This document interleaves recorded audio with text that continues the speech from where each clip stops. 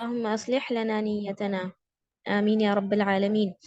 السلام علیکم ورحمۃ اللہ وبرکاتہ۔ آپ وعلیکم سبھی کا السلام۔ استقبال ہے اس کلاس میں۔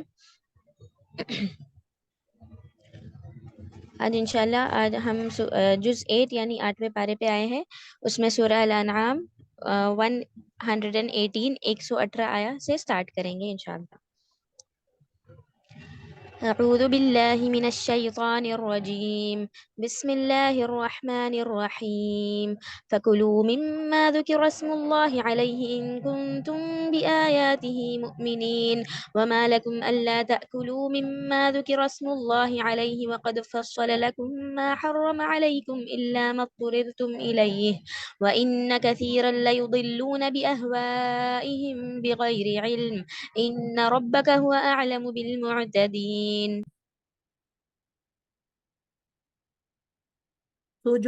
سو جس جانور پر اللہ تعالیٰ کا نام لیا جائے اس میں سے کھاؤ اگر تم اس کے احکام پر ایمان رکھتے ہو، اور آخر کیا وجہ ہے کہ تم ایسے جانور میں سے نہ کھاؤ جس پر اللہ کا نام لیا گیا ہو، حالانکہ اللہ تعالیٰ نے ان سب جانوروں کی تفصیل بتا دی ہے جن کو تم پر حرام کیا گیا ہے، مگر وہ بھی جب تم کو سخت ضرورت پڑ جائے تو حلال ہے۔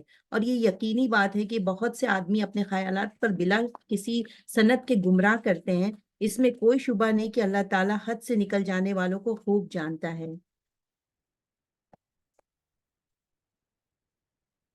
جی، اعوذ باللہ من الشیطان الرجیم، بسم اللہ الرحمن الرحیم، الحمدللہ والصلاة والسلام علی رسول اللہ وعلی آلہ واصحابہ اجمعین، اما بعد، فاعوذ باللہ من الشیطان الرجیم، بسم اللہ الرحمن الرحیم، رب زدنی علما، رب اشرح لی صدری ویسر لی امری واحلل عقدۃ من لسانی یفقہوا قولی، رب یسر ولا تعسر وتمم بالخیر وبک نستعین، اللہم افتح علینا حکمتک وانشر علینا رحمتک یا ذا الجلال والاکرام۔ السلام علیکم ورحمۃ اللہ وبرکاتہ مائی ڈیئر سسٹرز۔ انشاءاللہ تفسیر ہم کر رہے ہیں ابھی آیت نمبر 118 and 119۔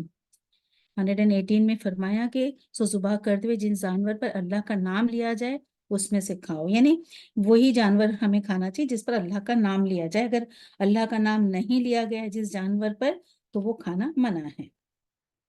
اس میں حکم ہے یہ اللہ کا نام لے کر اسے کھا لو، یعنی جب کچھ لوگوں نے یہ فرمایا کہ جو لوگ نئے نئے ایمان لائے ہیں تو وہ کہتے تو ہیں کہ ہم نے ذبح کیا ہے، لیکن ایسے ہمارے دل میں شک ہے کہ شاید انہوں نے نہ ذبح کیا ہو، تو کیا کریں؟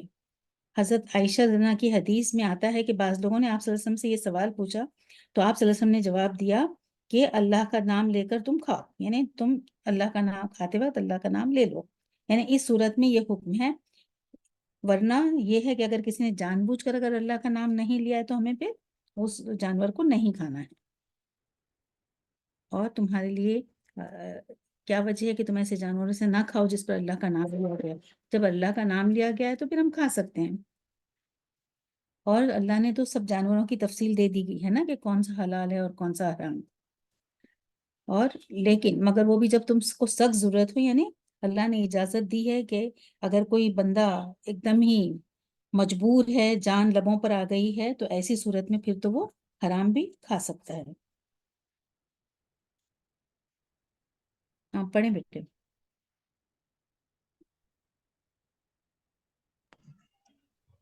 وذروا ظاهر الإثم وباطنه إن الذين يكسبون الإثم سيجزون بما كانوا يقترفون ولا تأكلوا مما لم يذكر اسم الله عليه وإنه لفسق وإن الشياطين ليوحون إلى أوليائهم ليجادلوكم وإن أطعتموهم إنكم لمشركون۔ اور تم ظاہری گناہ کو بھی چھوڑ دو اور باطنی گناہ کو بھی چھوڑ دو، بلا شبہ جو لوگ گناہ کر رہے ہیں ان کو ان کے کیے کی عنقریب سزا ملے گی۔ اور ایسے جانوروں میں سے مت کھاؤ جن پر اللہ کا نام نہ لیا گیا ہو، اور یہ کام نافرمانی کا ہے، اور یقیناً شیاطین اپنے دوستوں کے دل میں ڈالتے ہیں کہ تاکہ یہ تم سے جدال کریں، اور اگر تم ان لوگوں کو اطاعت کرنے لگو تو یقیناً تم مشرک ہو جاؤ گے۔ بے شک یہاں پر بتایا گیا کہ ऐसे जानवरों से मत खाओ जिन पर अल्लाह का नाम ना लिया गया, बिलाशुबा ये नाफरमानी है। व इन्नहु लफिस्क, यहाँ पर ये जिस जानवर पर आमदन यानी नाम नहीं लिया गया, इसका खाना फिस्क, फिस्क यानी नाजायज है। हजरत इब्ने अब्बास रज़ियल्लाहु अन्हुमा ने इसके यही माने बयान किए हैं। वो कहते हैं कि भूल जाने वाले को फासिक नहीं कहा जाता, और इमाम बुखारी रहमतुल्लाह का रुझान भी यही है। यानी अगर भूल से हुआ है तो अलग बात है ना, यहाँ पर तो जानबूझकर अगर करे तो फिर नहीं खाना है। और यकीनन शैतान जो है अपने दोस्तों के दिल में डालते हैं ताकि वो तुमसे झगड़ा करते रहें। यानी क्या डालते हैं शैतान अपने साथियों के जरिए, क्या बात फैलाते हैं कि मुसलमान जो है ना क्या करते हैं पता है, कि अल्लाह के अल्लाह के जुबा किए हुए जानवर को तो हराम, और अपने हाथ से जो जुबा करते हैं उसको हलाल करार देते हैं। इसका क्या मतलब है कि अल्लाह के जुबा किए हुए जानवर को हलाल करते हैं, कहते हैं। यानी अगर कोई जानवर ऊपर से गिर गया और गिर के अगर वो मर जाता है तो ये तो अल्लाह ने उसको मौत दी ना, यानी अल्लाह की तरफ से ये काम हुआ। तो उनके हिसाब से क्या है कि अल्लाह ने अगर उसको मौत दी तो उसे खाना चाहिए, उसको हराम नहीं ठहराना चाहिए। जबकि अल्लाह ने ऐसा जो मर जाता है तो जुबाह करने से पहले उसको हराम कहा है, क्योंकि उसको किसने जुबाह किया, वो तो मर गया, बेशक अल्लाह की इज्न से उसकी मौत आई तो मर गया, लेकिन क्या किसी ने उसको मरने से पहले जुबा किया, क्या उसका खून बहा? नहीं। लेकिन वो इस तरह से लोगों के दिलों में बातें डालता है शैतान के, देखो कैसे हैं ये, अल्लाह अगर मारता है तो उसको हराम कर ठहराते हैं और खुद जुबा करते हैं, खुद मारते हैं उसको हलाल करते हैं। हालांकि यहाँ पर फिर क्या है कि जो समंदरी जो जानवर है वो तो अगर मुर्दा भी है तो वो हलाल है, उसका खाना हलाल है। और अगर तुमने उन लोगों की इताअत की तो यकीनन तुम मुशरिक हो जाओगे। वही अगर शैतान की बातों में आ गए ना तो वो इतना अब तुम्हें भटकाएगा कि फिर तुम भी मुशरिक हो जाओगे, कि अल्लाह के साथ फिर ऐसा शरीक ठहराने लगोगे। पढ़ो बेटा। أومن كان ميتا فأحييناه وجعلنا له نورا يمشي به في الناس كمن مثله في الظلمات ليس بخارج منها كذلك زين للكافرين ما كانوا يعملون। ऐसा शख्स जो पहले मुर्दा था, फिर हमने उसको जिंदा कर दिया और हमने उसको एक ऐसा नूर दे दिया कि वो उस नूर को लिए हुए आदमियों में चलता फिरता है। क्या ऐसा शख्स उस शख्स की तरह हो सकता है जो तारीकियों से निकल ही नहीं पाया? इसी तरह काफिरों को उनके अमाल खुशनुमा मालूम हुआ करते हैं। सही। यहाँ पर जो तारीकियों से, ऐसा शख्स उस शख्स की तरह हो सकता है जो तारीकियों से निकल ही नहीं पाता। यानी इस आयत में अल्लाह ताला ने काफिर को मुर्दा और मोमिन को जिंदा करार दिया है, इसलिए कि काफिर जो है कुफ्र की और जलालत की तारीकियों में भटकता फिरता है, उससे निकल ही नहीं पाता, जिसके नतीजे में उसको हलाकत और बर्बादी ही मिलती है। और मोमिन के दिल को अल्लाह ताला ईमान के जरिए से जिंदा फरमा देता है, जिससे जिंदगी की राहें उसके लिए रोशन हो जाती हैं और वो ईमान और हिदायत के रास्ते पर गामजन हो जाता है, जिसका नतीजा कामयाबी और कामरानी है। पढ़े बेटे। وكذلك جعلنا في كل قرية أكابر مجرميها ليمكروا فيها وما يمكرون إلا بأنفسهم وما يشعرون وإذا جاءتهم آية قالوا لن نؤمن حتى نؤتى مثل ما أوتي رسل الله الله أعلم حيث يجعل رسالته سيصيب الذين أجرموا صغار عند الله وعذاب شديد بما كانوا يمكرون। और इसी तरह हमने हर बस्ती में वहां के रईसों ही को जराइम का मुर्तकिब बनाया ताकि वो लोग वहां फरेब करें, और वो लोग अपने ही साथ फरेब कर रहे हैं और उनको जरा खबर नहीं। और जब उनको कोई आयत पहुंचती है तो यूं कहते हैं कि हम हरगिज ईमान न लाएंगे जब तक कि हमको भी ऐसी ही चीज न दी जाए जो अल्लाह के रसूल को दी जाती है। इस मौके को तो अल्लाह ही खूब जानता है कि कहाँ वो अपनी पैगंबरी रखे। अनकरीब उन लोगों को जिन्होंने जुर्म किया है अल्लाह के पास पहुंचकर जिल्लत पहुंचेगी और उनकी शरारतों के मुकाबले में सजा सख्त है। बेशक। और इसी तरह हमने हर बस्ती में वहां के रईसों ही को जराइम का मुर्तकिब बनाया। यानी वहाँ के जो रईस बड़े सुरगने होते थे वो क्या करते थे, दाइयाने हक की मुखालिफत में वही पेश रहते थे, तो वहां पर वही लोग वहां इस तरह की गलत बातें फैलाते थे। और ऐसे लोग आमतौर पर दुनियावी दौलत और खानदानी वजाहत के एतबार से भी नुमायां होते हैं, इसीलिए वो मुखालिफत हक में भी बहुत आगे आगे रहते हैं। और वो लोग अपनी ही साथ शरारत कर रहे हैं और उनको जरा भी खबर नहीं कि वो क्या कर रहे हैं। वो इस तरह से क्या, जैसे ना अपने ही पैर पर कुल्हाड़ी मार रहे हैं, लेकिन उन्हें उसका होश ही नहीं है कि वो क्या कर रहे हैं। और जब कोई आयत पहुंचती तो यूं कहते हैं कि हम हरगिज ईमान न लाएंगे जब तक कि हमें भी ऐसी चीज ना दी जाए। यानी अभी भी वो चाह रहे हैं कि कोई मौजज़ा उन्हें दिखाया जाए। यानी ऐसी ही चीज, यानी कि ये कुरान उन पे वही होने लगे, ये चाहते हैं कि हम ईमान लाएं जब तक कि हमको भी ऐसी ही चीज ना दी जाए। यानी इनके पास भी वैसे ही फरिश्ते वही लेकर आए हैं और उनके सरों पर भी नबूवत रिसालत का ताज रखा जाए, वो ये चाहते हैं। लेकिन अल्लाह क्या चाहता है? अल्लाह के रसूलों को अल्लाह ही खूब जानता है कि कहाँ वो अपनी पैगंबरी रखे। बेशक अल्लाह सुब्हानहू व तआला जानते हैं कि कौन इस पैगंबरी का मुस्तहिक। उनकी तो चाहत है, वो तो चाहते हैं कि हमें मौजज़ा दिखाओ या हम पर ही वही नाजिल हो, लेकिन अल्लाह जानता है कि कौन इस मनसब के अहल है, कौन लायक है ऐसा, कि मक्के का कौन सा चौधरी रईस इसके लायक है, या कि हमारे नबी सल्लल्लाहु अलैहि वसल्लम। अल्लाह बेहतर जानता है ना उनकी आदत अखलाक क्या थे, और वो बचपन ही से कभी उन्होंने झूठ नहीं बोला। उनकी जो सिफात थी वो किसी में भी नहीं, एक बार भी उन्हें झूठ नहीं बोला। हमेशा मतलब जो थी उनकी हिकमत, हमने तो बहुत कुछ तफसीर में पढ़ा है उनके बारे में, लेकिन जो है अल्लाह सुब्हानहू व तआला जानता है कि किसको वो पैगंबरी दे, जगह जो है उसका कौन मुस्तहिक है। अनकरीब उन लोगों को जिन्होंने जुर्म किया उनकी मक्कारियों की पादाश में अल्लाह के पास जिल्लत नसीब होगी।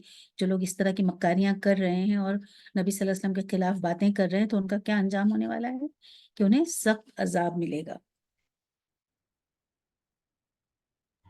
जी बेटे पढ़िए। فمن يرد الله أن يهديه يشرح صدره للإسلام ومن يرد أن يضله يجعل صدره ضيقا حرجا كأنما يصعد في السماء كذلك يجعل الله الرجس على الذين لا يؤمنون। जिस शख्स को अल्लाह ताला रास्ते पर डालना चाहता है उसके सीने को इस्लाम के लिए कुशादा कर देता है, और जिसको बेराह रखना चाहता है उसके सीने को बहुत तंग कर देता है। जैसे कोई आसमान पे चढ़ता है उसी तरह अल्लाह ताला ईमान न लाने वाले पर नापाकी मुसल्लत कर देता है। बिल्कुल, यानी जिस तरह जोर लगाकर आसमान पर चढ़ना मुमकिन नहीं है, कि अगर कोई चढ़ना चाहे कि मैं चढ़ जाऊंगा, तो कितना भी वो जोर लगा ले वो आसमान पे नहीं चढ़ सकता। इसी तरह जिस शख्स के सीने को अल्लाह ताला तंग कर दे तो फिर उसमें तौहीद बिल्कुल भी दाखिल नहीं हो सकती। अल्लाह ताला जिसका चाहता है सीना खोल देता है, ये अल्लाह ही है जो सीने को खोलता है और इस तरह ईमान न लाने वालों पर मुखालिफत हक की नापाकी मुसल्लत कर देता है। और जो ईमान नहीं लाते और इतनी बुराइयां इस्लाम में निकालते हैं, उनका अल्लाह ताला सीना तंग कर देता है। और रिज्स से मुराद पलीद या अजाब, यानी शैतान का तसल्लुत उस पर हो जाता है। ऐसे लोगों के लिए हिदायत का रास्ता ही बंद हो जाता है। पढ़िए बेटा। وهذا صراط ربك مستقيما قد فصلنا الآيات لقوم يذكرون لهم دار السلام عند ربهم وهو وليهم بما كانوا يعملون। और यही तेरे रब का सीधा रास्ता है। हमने नसीहत हासिल करने वालों के वास्ते इन आयतों को साफ साफ बयान कर दिया। उन लोगों के वास्ते उनके रब के पास सलामती का घर है और अल्लाह ताला उनसे मोहब्बत रखता है उनके आमाल की वजह से।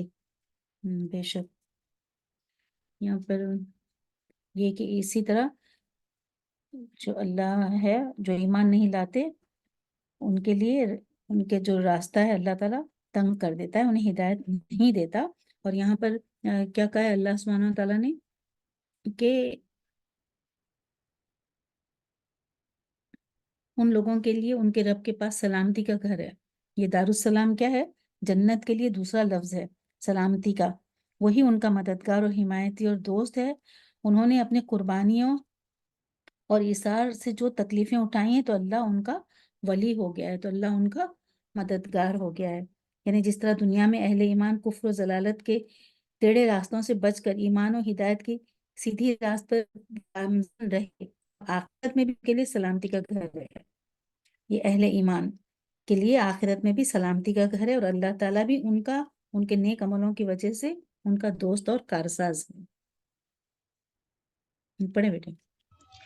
ويوم يحشرهم جميعا يا معشر الجن قد استكثرتم من الإنس وقال أولياؤهم من الإنس ربنا استمتع بعضنا ببعض وبلغنا أجلنا الذي أجلت لنا قال النار مثواكم خالدين فيها إلا ما شاء الله إن ربك حكيم عليم وكذلك نولي بعض الظالمين بعضا بما كانوا يكسبون. और जिस रोज अल्लाह ताला तमाम खलाइक को जमा करेगा, कहेगा, ए जमात जिन्नात की, तुमने इंसानों में से बहुत से अपना लिए। जो इंसान उनके साथ ताल्लुक रखने वाले थे वो कहेंगे कि ए हमारे परवरदिगार, हम में एक ने दूसरे से फायदा हासिल किया था और हम अपनी इस मुअय्यन मियाद तक आ पहुंचे जो तूने हमारे लिए मुअय्यन फरमाई।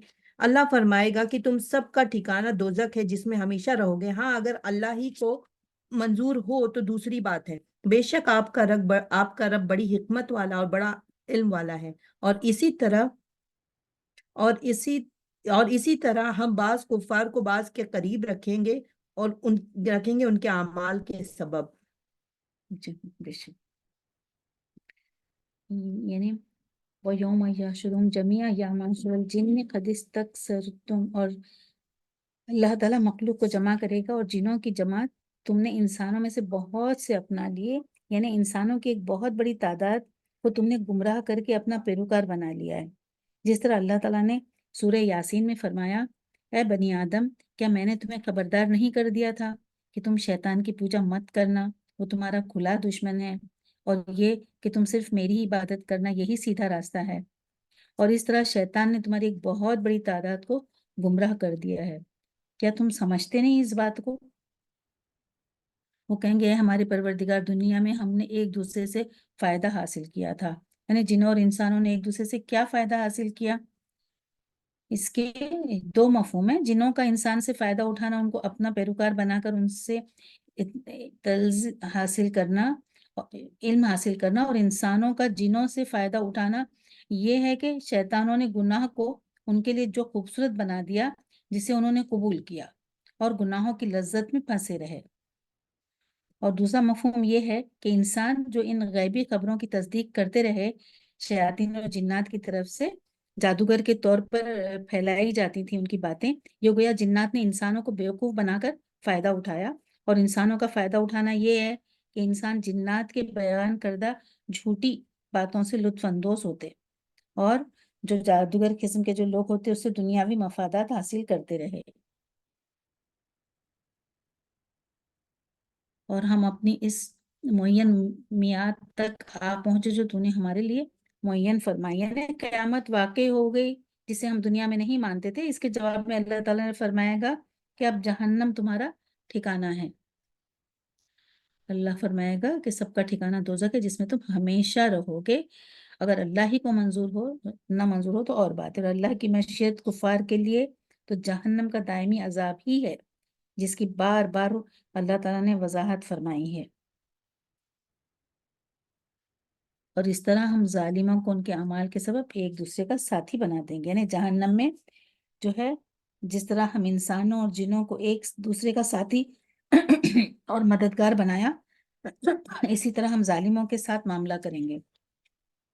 यानी एक जालिम को दूसरे जालिम पर मुसल्लत कर देते हैं। इस तरह एक जालिम दूसरे जालिम को हलाक और तबाह करता है, और उस इंतकाम एक जालिम दूसरे जालिम से उसका इंतकाम जालिम के जरिए ही लेता है, दूसरे जालिम के जरिए ही लेता है। इस तरह हम उनको जहन्नम रसीद कर देंगे। पढ़ें बेटा। يا معشر الجن والإنس ألم يأتكم رسل منكم يقصون عليكم آياتي وينذرونكم لقاء يومكم هذا قالوا شهدنا على أنفسنا وغرتهم الحياة الدنيا وشهدوا على أنفسهم أنهم كانوا كافرين. ہے जिन्नात और इंसान की जमात, क्या तुम्हारे पास तुम में से ही पैगंबर नहीं आए थे जो तुमसे मेरा अहकाम बयान करते और तुमको इस आज के दिन की खबर देते? वो सब अर्ज करेंगे कि हम अपने ऊपर इकरार करते हैं और उनको दुनियावी जिंदगी ने भूल में डाले रखा, और ये लोग इकरार करने वाले होंगे कि वो काफिर थे. यानी रिसालत ऐ जिन्नो इंसान की जमात, क्या तुम्हारे पास तुम्हीं में से पैगंबर नहीं आए थे? अल्लाह सुब्हानहू व तआला ने तो पैगंबर भेजे, हुज्जत कायम करने के लिए अल्लाह ताला ने जो है पैगंबर भेजे, और रिसालत और नबूवत के मामले में जिन्नात इंसानों के ही ताबे हैं, वरना जिन्नात में अलग नबी नहीं आए। अलबत्ता रसूलों का पैगाम पहुंचाने वाले और डराने वाले जिन्नात जो होते रहते हैं, वो अपनी कौम के जिनों को अल्लाह की तरफ से दावत देते रहते हैं। यानी जो नबी करीम सल्लल्लाहु अलैहि वसल्लम का कलाम सुनते तो जाके अपनी जमात को बताते। तो ये इस तरह से वो जो है अपना कलाम जो है अपने जिन्नात की जमात तक ये अल्लाह ताला के अहकामात पहुंचाते हैं। और आगे लास्ट में फरमाया कि और दुनियावी जिंदगी धोखे में डाले रखा और वो लोग अपने खिलाफ गवाही देंगे कि वो काफिर हैं। यानी मैदान हश्र में काफिर क्या होगा? पहले तो बहुत झूठ बोलेंगे ना, मुख्तलिफ पैंतरे बदलेंगे कि हमने शिरक नहीं किया, हमने नहीं किया, हमारी गलती नहीं, हजार बहाने बनाएंगे, लेकिन आखिर में अपने मुशरिक होने का वो उनको इकरार करना पड़ेगा, उसके बगैर कोई चारा ही नहीं रहेगा, वो इनकार नहीं कर सकेंगे। हाँ पढ़े बेटे। ذلك أن لم يكن ربك مهلك القرى بظلم وأهلها غافلون ولكل درجات مما عملوا وما ربك بغافل عما يعملون. ये उस वजह से है कि आपका रब किसी बस्ती वालों को कुफ्र के सबब ऐसी हालत में हिलाक नहीं करता कि उस बस्ती के रहने वाले बेखबर हों, और हर एक के लिए उनके आमाल के सबब दर्जे मिलेंगे, और आपका रब उनके आमाल से बेखबर नहीं है। हाँ बेशक, इस वजह से कि आपका रब ऐसा नहीं है कि बस्तियों को जुल्म से हलाक कर दे जबकि उसकी बस्ती के रहने वाले हक से बेखबर हों। यानी रसूलों के जरिए से जब तक अपनी हुज्जत कायम नहीं कर देता ताला या हलाक नहीं करता किसी को भी, जिन्नों या इंस किसी को भी, और उनके अमाल के सबब ही दर्जे मिलेंगे। यानी हर इंसान और जिन के जब अल्लाह ताला ने नाजिल फरमाया कुरान दोनों के लिए, तो उन दोनों को भी इसका अहकामात पहुंच चुके हैं, तो उनके अमाल के मुताबिक अल्लाह ताला उनके दर्जात भी उन्हें अता फरमाएगा। जैसा उनका अमल होगा वैसा ही उन्हें वहां पर बदला मिलेगा। इससे ये भी मालूम होता है कि जिन्नात भी इंसान की तरह जन्नती या जहन्नमी होंगे। पढ़ो बेटा। وربك الغني ذو الرحمة إن يشأ يذهبكم ويستخلف من بعدكم ما يشاء كما أنشأكم من ذرية قوم آخرين. और आपका रब बिल्कुल गनी और रहमत वाला है, अगर वो चाहे तो तुम सबको उठा ले और तुम्हारे बाद जिसको चाहे तुम्हारी जगह आबाद कर दे, जैसा कि तुमको एक दूसरी कौम की नस्ल से पैदा किया है। यानी आपका रब बेनियाज है, रहमत वाला है। बेशक वो गनी बेनियाज है अपनी मखलूकात से, उनका मोहताज है, ना उनकी इबादतों का जरूरतमंद है अल्लाह ताला।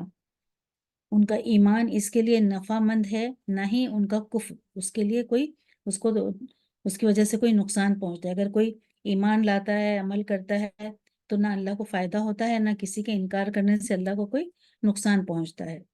लेकिन उसकी जो ये शान गिना है, उसके साथ वो अपनी मखलूक के लिए रहीम भी है, और उसकी बेनियाजी अपनी मखलूक पर रहमत करने में मायने नहीं है। वो बेइंतहा रहीम और करीम और रहमत फरमाता है। और आखिर में कि तुम्हारी जगह आबाद करे, जैसा कि यानी अल्लाह चाहे तो तुम सबको उठा ले और फिर तुम्हारे बाद जिसको चाहे तुम्हारी जगह आबाद कर दे। बेशक अल्लाह ताला हर चीज पर कादिर है। ये इसकी बेपनाह कुव्वत और गैर महदूद कुदरत का इजहार है। جس طرح اس نے پچھلی قوموں کو اس نے حرف غلط کی طرح مٹا دیا اور ان کی جگہ نئی قوموں کو اٹھا کر کھڑا کر دیا، اور وہ اب بھی اس بات پر قادر ہے کہ جب چاہے تمہیں نیست و نابود کر دے اور تمہاری جگہ ایسی قوم پیدا کر دے جو تم جیسی نہیں ہوگی۔ پڑھیے بیٹے۔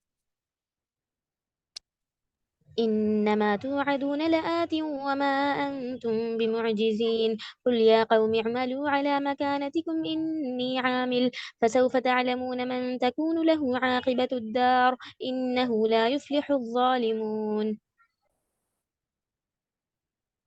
جس چیز کا تم سے وعدہ کیا جاتا ہے وہ بے شک آنے والی چیز ہے اور تم عاجز نہیں کر سکتے۔ آپ یہ فرما دیجئے کہ اے میری قوم، تم اپنی حالت پر عمل کرتے رہو، میں بھی عمل کر رہا ہوں، سو اب جلد ہی تم کو معلوم ہو جاتا ہے کہ اس عالم کا انجام کار کس کے لیے نافع ہوگا۔ یہ یقینی بات ہے کہ حق تلفی کرنے والوں کو بھی فلاح نہ ہوگی۔ بے شک جس چیز سے تم سے وعدہ کیا جاتا ہے وہ لازماً آنے والی ہے، یعنی اس سے مراد قیامت ہے۔ بے شک آنے والی ہے ایک دن قیامت، اور کیا ہے، تم عاجز نہیں کر سکتے کا مطلب ہے کہ وہ تمہیں دوبارہ پیدا کرنے پر قادر ہے، چاہے تم مٹی میں مل جاؤ، ریزہ ریزہ ہو جاؤ، سمندر میں تمہاری راکھ پھینک دی جائے، کہیں بھی تم جاؤ، اللہ تعالیٰ جو ہے تمہیں دوبارہ پیدا کرنے پر قادر ہے، اور تم اپنی حالت پر عمل کرتے رہو، میں بھی عمل کر رہا ہوں۔ یہ کفر اور یہ جو نافرمانی پر جو وہ لوگ کہہ رہے ہیں، اجازت مانگ رہے ہیں، آپ یہ فرما دیجیے کہ اے میری قوم، تم اپنی حالت پر عمل کرتے رہو، میں بھی کر رہا ہوں، یعنی تم جو بھی نافرمانی کر رہے ہو کرو، اور مجھے جو کرنا ہے اللہ تعالیٰ وہ بھی کر رہا ہے۔ جو سخت وعید ہے ان لوگوں کے لیے، جس طرح اللہ تعالیٰ نے دوسری جگہ فرمایا، جو ایمان نہیں لاتے ان سے کہہ دیجئے کہ تم اپنی جگہ عمل کیے جاؤ، ہم بھی عمل کرتے ہیں، اور تم بھی انتظار کرو، ہم بھی منتظر ہیں۔ یعنی وہاں پر پھر دیکھ لیا جائے گا کہ کیا انجام ہوگا تمہاری نافرمانی کا، اور یہ تو یقینی بات ہے کہ ظلم کرنے والے کبھی فلاح نہیں پا سکتے۔ بے شک جس نے ظلم کیا، زیادتی کی، تکلیفیں دی، پریشانیاں دی، لوگوں کو ستایا، تو ان کا کیا انجام ہوگا، وہ کبھی بھی فلاح نہیں پائے گا، جیسا کہ تھوڑے ہی عرصے کے بعد اللہ تعالیٰ نے اپنا وعدہ سچا کر دکھایا۔ جیسے پہلے تو دیکھا ہے کہ جس طرح سے قوم عاد گھمنڈ کرتی تھی، بہت تکبر تھا اس میں، تو اس کو مٹا دیا، اور اس کے بعد جو نیک بندے تھے اس میں سے وہ انہیں ہٹا دیا، اور پھر اس کے بعد اس میں سے سمود کو قوم سمود آئی، پھر قوم سمود بھی مل گئی، قوم شعیب، اس طرح سے اللہ تعالیٰ کیا کرتا ہے، اگر نافرمان قوم ہے تو انہیں مٹا دیتا ہے، اور آخر میں اللہ کا وعدہ سچا ہو گیا۔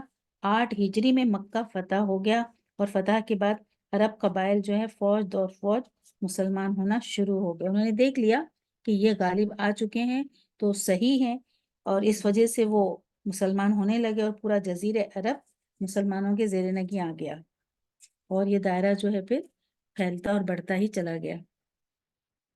پڑھیے بیٹے۔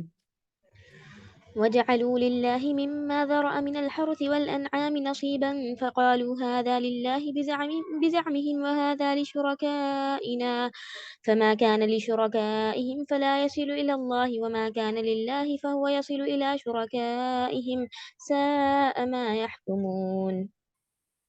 اور اللہ تعالیٰ نے جو کھیتی اور مواشی پیدا کیے ہیں، ان لوگوں نے ان میں سے کچھ حصہ اللہ کا مقرر کیا، اور بس ہم خود کہتے ہیں کہ یہ تو اللہ کا ہے اور یہ ہمارے معبودوں کا ہے۔ پھر جو چیز ان کے معبودوں کی ہوتی ہے وہ تو اللہ کی طرف نہیں پہنچتی، اور جو چیز اللہ کی ہوتی ہے وہ ان کے معبودوں کی طرف پہنچ جاتی ہے۔ کیا برا فیصلہ وہ کرتے ہیں۔ یعنی شاید مشرکوں کے اس عقیدے کا نمونہ بتلایا کہ انہوں نے اپنے طور پر جو گھڑ لیے تھے، یعنی جو زمین کی پیداوار ہوتی تھی تو وہ کیا کرتے تھے، اس میں اور مال مویشیوں میں سے کچھ حصہ اللہ کے لیے اور کچھ ان کے جو انہوں نے خود ساختہ معبود بنا لیے تھے ان کے لیے مقرر کرتے تھے۔ ابھی کسی وجہ سے کہ کچھ انہیں ضرورت پڑ گئی تو کیا کرتے تھے، اللہ کے حصے میں سے لے لیتے تھے اور اپنے بتوں کے حصے میں سے نہیں لیتے تھے۔ اگر بتوں کے مقررہ حصے میں توقع کی مطابق پیداوار نہ ہوتی تو اللہ کے حصے میں سے نکال لیتے تھے، اور اس کے برعکس معاملہ ہوتا کہ بتوں کے حصے میں سے کبھی بھی نہیں نکالتے تھے، اور کیا کہتے تھے کہ اللہ تو غنی ہے، اس وقت اس طرح سے کہہ کے اللہ کے لیے جو رکھا ہوا حصہ ہوتا تھا اس میں سے نکال لیا کرتے تھے، اور وہ چیز ان کے معبود کی ہوتی ہے وہ تو اللہ کی طرف نہیں پہنچتی، اور جو چیز اللہ کی ہوتی ہے وہ ان کے معبودوں کی طرف پہنچ جاتی ہے۔ یعنی اللہ کے حصے میں کمی کی صورت میں بتوں کے مقررہ حصے میں سے تو صدقات و خیرات نہیں کرتے، مگر بتوں کے مقررہ حصے میں کمی ہوتی تو وہ اللہ کے مقررہ حصے سے لے کر بتوں کو جو ہے ضروریات پر خرچ کر لیتے، یعنی اللہ کے مقابلے میں وہ بتوں کو ترجیح دیتے، ان کی عظمت ان کو زیادہ اور وہ سوچتے تھے کہ یہ تو سامنے ہے، تو ان سے ان کو ڈر لگتا تھا، خوف آتا تھا کہ اگر ہم نے بتوں کو جو کچھ چڑھاوا چڑھانا ہے نہیں چڑھایا تو ہم پہ کوئی مصیبت آ جائے گی، اور اللہ تو بہت دور ہے، نظر نہیں آتا ان کو، تو اس سے وہ نہیں ڈرتے تھے بلکہ بتوں سے ان کو خوف ہوتا تھا، اور ان کا جو رویہ اس طرح کا ہو جاتا تھا۔ پڑھی بیٹے۔ وكذلك زين لكثير من المشركين قتل أولادهم شركاؤهم ليردوهم وليلبسوا عليهم دينهم ولو شاء الله ما فعلوه فذرهم وما يفترون۔ اور اسی طرح بہت سے مشرکین کے خیال میں ان کے معبودوں نے ان کی اولاد کے قتل کرنے کو مستحسن بنا رکھا ہے تاکہ وہ ان کو برباد کریں اور تاکہ ان کے دین کو ان پر مشتبہ کر دیں، اور اگر اللہ کو منظور ہوتا تو یہ ایسا کام نہ کرتے، تو آپ ان کو اور جو کچھ یہ غلط باتیں بنا رہے ہیں یوں ہی رہنے دیجئے۔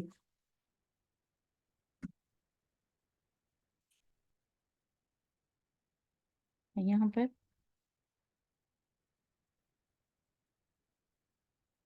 اس طرح بہت سے مشرکوں کے لیے ان کے شریکوں نے اولاد کے قتل کو خوشنما بنا دیا۔ یعنی دور جاہلیت میں کیا تھا کہ وہ اولاد کو ہے نا قتل تین کیا کرتے تھے، تین وجوہ سے قتل کرتے، اس کی تین وجوہات ہوتی تھی۔ بیٹیوں کو تو اس آر کی وجہ سے زندہ درگور کرتے تھے کہ کوئی نہ کوئی ان کا داماد بنے گا، پھر جس کے آگے نا انہیں آنکھیں بچھانی ہوگی اور بہت کچھ ان کا خرچ ہو جائے گا، اور اس لیے بھی کہ اگر وہ کسی دوسرے قبیلے میں چلی گئی یا بیاہی گئی تو پھر وہی پیچیدہ مسائل، ذرا ذرا سی بات پہ لڑائی جھگڑے، اور دوسری وجہ یہ کہ ان کو اللہ پر توکل نہیں تھا، وہ سوچتے تھے کہ اگر جیسے بیٹی یا بیٹا بھی ہو جاتا تھا تو وہ مار ڈالتے تھے اس ڈر سے کہ ان کا خرچہ کیسے برداشت کریں گے، خرچ کیسے پورا ہوگا، اور اس کی وجہ سے ابھی بھی ہم دیکھتے ہیں اس جرم میں آج کی دنیا میں بھی پورا معاشرہ جیسا کہ ملوث ہے، جس طرح سے برتھ کنٹرول یا اسقاط حمل اور عورتوں اور مردوں کو بانجھ بنانے کے طریقے بھی دریافت کیے گئے ہیں، یعنی یہ کام جو ہے باقاعدگی سے ہو رہا ہے، تو یہ بھی ایک طرح کا قتل ہی ہے۔ اور دوسرا بتوں کے نام پر جیسا منت مانگتے تھے کہ میرے ہاں بیٹے پیدا ہوں تو میں ایک بیٹا فلاں کے حضور قربان کر دوں گا، اور جس طرح سے آپ صلی اللہ علیہ وسلم کے دادا عبد المطلب نے بھی یہ منت مانی تھی کہ اگر میرے ہاں 12 بیٹے پیدا ہوئے تو ایک بیٹے کی قربانی دوں گا، پھر اس منت کا قرا جو آپ صلی اللہ علیہ وسلم کے والد پر ہی نکلا عبداللہ کے نام، تو پھر بالآخر 100 اونٹوں کی دیت کے مقابل ٹھہرا، مثلا یہ کہ اگر میرا فلاں کام ہو گیا تو میں بیٹا یا بیٹی قربان کر دوں گا۔ تو اس آیت میں جو ہے ان لوگوں کو جو جرم صرف یہ نہیں تھا کہ وہ اپنی اولاد کو قتل کرتے تھے، بلکہ اس سے بھی بڑا جرم یہ تھا کہ وہ ایسے کاموں کو جرم سمجھنے کے بجائے انہیں اچھے اور فلاح کے کام سمجھتے تھے، اور ہاں یعنی قتل کو خوشنما بنا دیا تاکہ انہیں ہلاک کر دیں۔ کرتے ہیں اذان کے بعد۔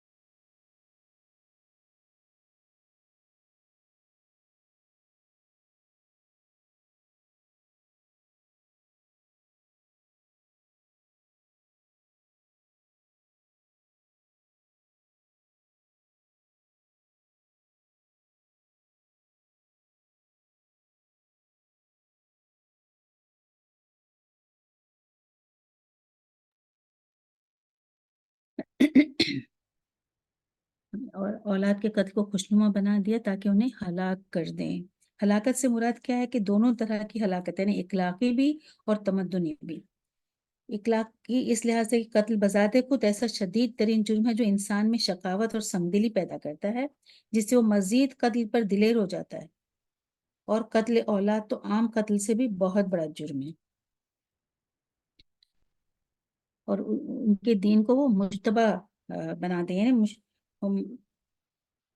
مشرکین نے مکہ اپنے آپ کو کیا کہتے تھے؟ حضرت ابراہیم علیہ السلام کا پیروکار قرار دیتے تھے. پھر ان میں کچھ اچھی باتیں بھی موجود تھیں، جیسے کہ عبادات میں بیت اللہ کا طواف، صفا و مروہ کی سعی اور حج عمرہ کی عبادت بجا لانا.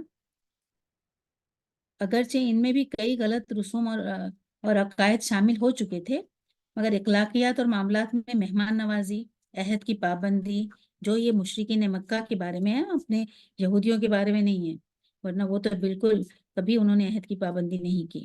تو ان میں کیا تھا؟ مہمان نوازی، عہد کی پابندی اور صدقہ، اور پھر جھوٹ سے اجتناب.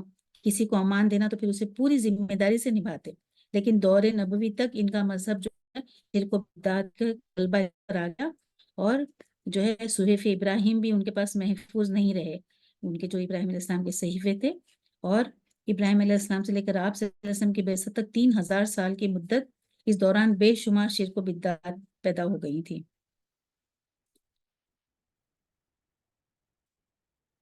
اور اللہ جو ہے، اللہ کے خالق و مالک کے تو وہ قائل تھے، مگر قیامت اور آخرت کا جو ہے وہ جزا و سزا کے منکر تھے. اگر اللہ چاہتا تو ایسا نہ کرتے. بے شک لہذا انہیں جانے دیجیے، اور اس افطرا کو بھی جس میں وہ لگے ہیں. یعنی نبی صلی اللہ علیہ وسلم سے کہہ رہے ہیں کہ جانے دیجیے، ان سے درگزر فرمائیے. آپ پڑھیں بیٹی. وقالوا هذه أنعام وحرث حجر لا يطعمها إلا من نشاء بزعمهم وأنعام حرمت ظهورها وأنعام لا يذكرون اسم الله عليها افتراء عليه سيجزيهم بما كانوا يفترون. اور وہ اپنے خیال پر یہ بھی کہتے ہیں کہ یہ کچھ مواشی ہیں اور کھیت ہیں جن کا استعمال ہر شخص کو جائز نہیں، ان کو کوئی نہیں کھا سکتا سوائے ان کے جن کو ہم چاہیں. اور وہ مواشی ہیں جن پر سواری یا بار برداری حرام کر دی گئی، اور کچھ مواشی ہیں جن پر یہ لوگ اللہ تعالیٰ کا نام نہیں لیتے، محض اللہ پر افطرا باندھنے کے طور پر. ابھی اللہ تعالیٰ ان کو ان کے افطرا کی سزا دیے دیتا ہے. بے شک. یعنی ان مشرکوں کی جو مشرکانہ رسوم کی فہرست تو بہت طویل ہے، کہ ان کے یہ دستور تھا کہ جس کھیتی یا مویشی کے متعلق وہ یہ مان لیتے تھے کہ فلاں بت اس کے لیے ہوگا، یعنی مخصوص ایسا کر دیتے تھے. اور کچھ مویشیوں کو کیا کرتے تھے؟ بتوں یا درباروں کی نظر کیا جاتا تھا، اور عام لوگوں کو اصل مالک کا بھی سواری کرنے کی اس میں حرام سمجھا جاتا تھا، اور سفر میں بھی اس پر سواری نہیں کی جاتی تھی. اور نظر کردہ جانوروں سے صرف دربار کے مجاور یا بتوں کے پروہت ہی فائدہ اٹھا سکتے تھے، مگر ان پر اللہ کا نام لینا ممنوع تھا، کیونکہ وہ معبودان باطل کے لیے وقف تھے نا، ان کے دیوی دیوتاؤں کے لیے. دودھ دوہتے وقت، وہ سواری کرتے وقت، ذبح کرتے وقت اور کھاتے وقت، بس کسی وقت بھی اللہ کا نام لینا جو تھا وہ منع تھا. اس معبود کی نظر و نیاز میں اللہ کی بالکل بھی شرکت نہیں تھی، یعنی اللہ کے لیے کچھ بھی نہیں تھا ان کے پاس. اور دوسرا، جب مویشی بتوں یا آستانوں کے نام وقف ہو چکے، جیسے جو بحیرہ اور صاحبہ وغیرہ، تو ان میں ماداؤں کو ذبح کرنے کے بعد اگر ان کے پیٹ سے زندہ بچہ نکلتا تو اس کا گوشت صرف مرد ہی کھاتے تھے، عورتیں نہیں کھا سکتی تھی. اور اگر بچہ مردہ پیدا ہوتا تھا تو پھر عورتیں بھی کھا سکتی تھی مردوں کے ساتھ. اور اسی طرح کی ملتی جلتی رسومات تھیں، جو کہ ہمارے بھی اس میں ہے کافی ساری. جیسے کچھ مرد اور بیوہ عورتیں نہیں کھا سکتی ہیں، کچھ چیزیں ایسا ہے. پڑھیے آگے. وقالوا ما في بطون هذه الأنعام خالصة لذكورنا ومحرم على أزواجنا وإن يكن ميتة فهم فيه شركاء سيجزيهم وصفهم إنه حكيم عليم قد خسر الذين قتلوا أولادهم سفها بغير علم وحرموا ما رزقهم الله افتراء على الله قد ضلوا وما كانوا مهتدين. اور وہ کہتے ہیں کہ جو چیز ان مواشی کے پیٹ میں ہے وہ خالص ہمارے مردوں کے لیے ہیں اور ہماری عورتوں پر حرام ہے، اور اگر وہ مرد مردہ ہے تو اس میں سب برابر ہے۔ ابھی اللہ ان کو اور ان کی غلط بیانی کی سزا دیے دیتا ہے، بلا شبہ وہ حکمت والا ہے اور بڑا علم والا ہے۔ واقعی خرابی میں پڑ گئے وہ لوگ جنہوں نے اپنی اولاد کو محض برائے حماقت بلا کسی سند کے قتل کر ڈالا، اور جو چیزیں ان کو اللہ نے کھانے پینے کو دی تھی ان کو حرام کر لیا محض اللہ پر افطرا باندھنے کے طور پر۔ بے شک یہ لوگ گمراہی میں پڑ گئے اور کبھی راہ راست پر چلنے والے نہیں ہوئے۔ بے شک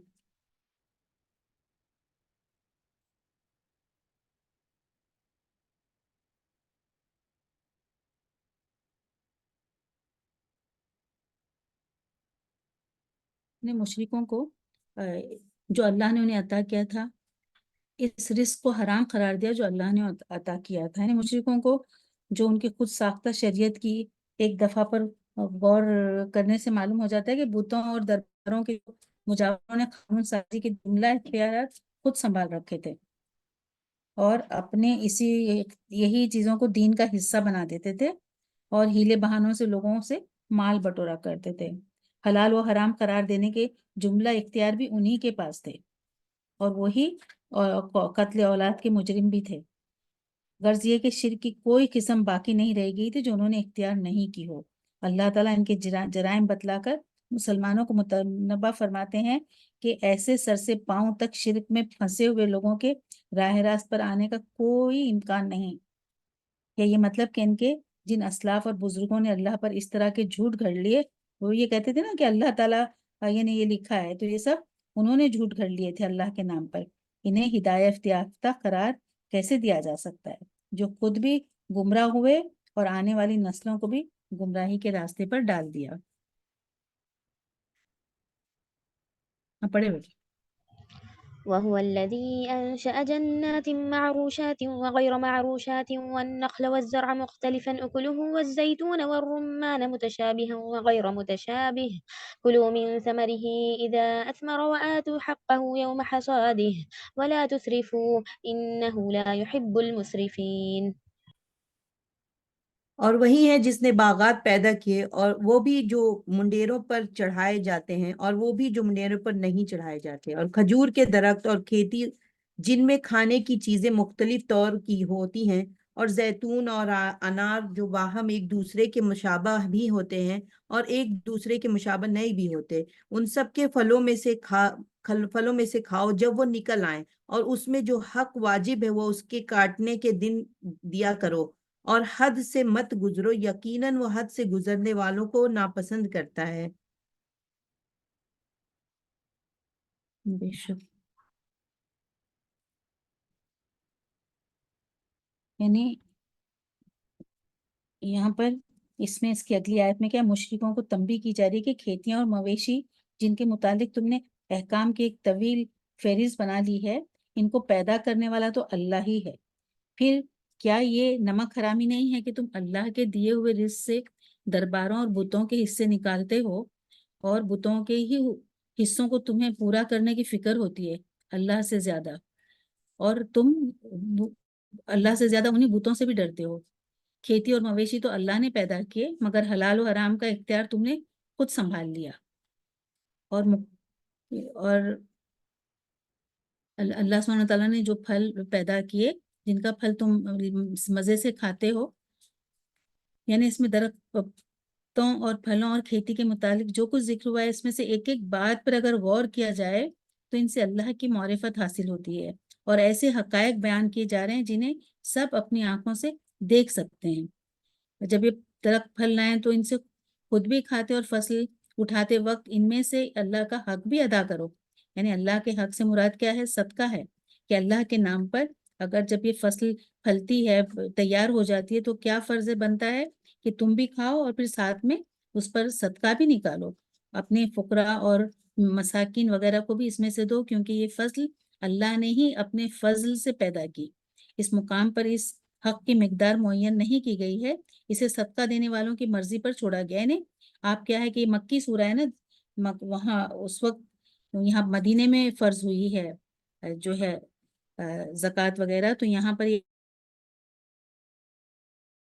بتایا کہ صدقہ جیسا اس میں ان لوگوں کو نکالنا چاہیے جو بھی فصل تیار ہوتی ہے۔ اور آپ صلی اللہ علیہ وسلم نے یہ حق متعین فرما دیا کہ جو بارانی زمین سے زکوٰۃ پیداوار کا 10واں حصہ ہوگی، اور آبپاشی سے یعنی جو اس سے بارش ہوتی ہے ویسی زمین ہے، آپ یعنی جو ہم خود کرتے ہیں ہل چلا کر جو پانی ڈالا جاتا ہے، ایسی زمین سے پیداوار کا 20واں حصہ۔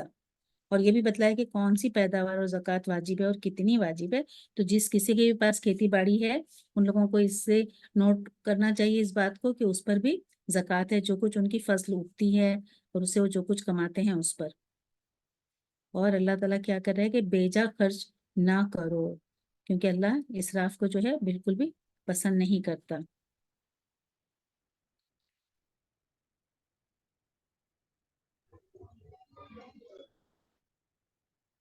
یعنی اسراف کے بھی کئی پہلو ہیں، جیسے ایک شخص فرض شدہ زکوٰۃ سے زیادہ دینا چاہتا ہے تو بلا شبہ وہ دے سکتا ہے، بہت ہی اچھا عمل ہے نا، اگر کوئی زیادہ صدقہ خیرات کرنا چاہتا ہے تو اچھی بات ہے، نیکی کا کام ہے، مگر اتنا بھی زیادہ نہ دے کہ خود ایک دم محتاج بن جائے، اس کے پاس کچھ بھی نہ رہے۔ آپ صلی اللہ علیہ وسلم نے فرمایا کہ افضل صدقہ وہ ہے جس کے بعد آدمی خود محتاج نہ ہو، یہ مسلم کی حدیث ہے۔ اسراف کی دوسری شکل یہ ہے کہ کسی گناہ کے کام میں یا غیر ضروری کام میں خرچ کر دے، ایسے کاموں میں تھوڑا سا خرچ کرنا بھی گناہ ہی ہے۔ تیسری صورت یہ ہے کہ اپنی ذات پر ضرورت سے زیادہ خرچ کریں، یعنی اسراف کی جتنی بھی صورتیں ہیں سب ناجائز ہیں۔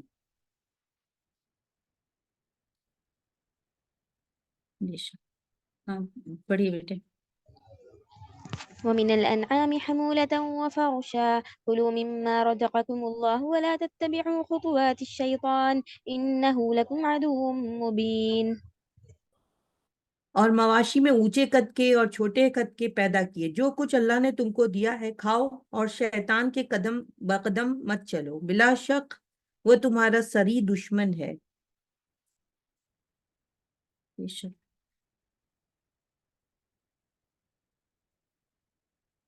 یعنی اونچے قد کے شاید جانور جیسے اونٹ، بیل، گھوڑا، گدھا وغیرہ، یعنی اور پست قد کے جانور جیسے بھیڑ بکری، ان میں سے حلال جانوروں کا گوشت کھا سکتے ہیں۔ اور شیطان کے قدموں پر چلنے کا مطلب یہ ہے کہ ان کی حلت و حرمت یعنی جو حلال اور حرام ہے اس کا خیال رکھو، شیطان کے بہکاوے میں مت آ جاؤ، اور ان کے کھانے نہ کھانے کے متعلق جیسے خود اپنی طرف سے ضابطہ مت بناؤ، اللہ نے بتا دیا ہے کہ کون سے جانور حلال ہیں اور کون سے حرام ہیں۔ مشرکین مکہ کے بارے میں ایسی کئی صورتیں ہیں کہ اللہ تعالیٰ نے حلال اور حرام اور ان کے کھانے یا نہ کھانے پر پابندیاں عائد کرنے والے اور ایجاد کرنے والے سب لوگوں کو شیطان قرار دیا، یعنی جو اپنی طرف سے کسی چیز کو حلال کر لیتے یا کسی کو حرام، اور ایسے لوگوں کی جو لوگ باتیں مانتے ہیں ان کو شیطان کا پیروکار بتایا۔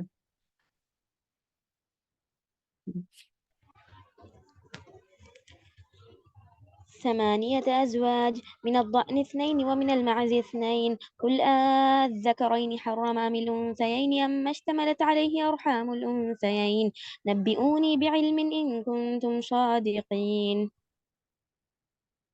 8 نر و مادہ، یعنی بھیڑ میں 2 قسم اور بکری میں 2 قسم۔ آپ کہیے کہ کیا اللہ نے ان دونوں نروں کو حرام کیا ہے یا دونوں مادہ کو، یا اس کو جس کو دونوں مادہ پیٹ میں لیے ہوئے ہوں؟ تم مجھ کو کسی دلیل سے تو بتاؤ اگر سچے ہو۔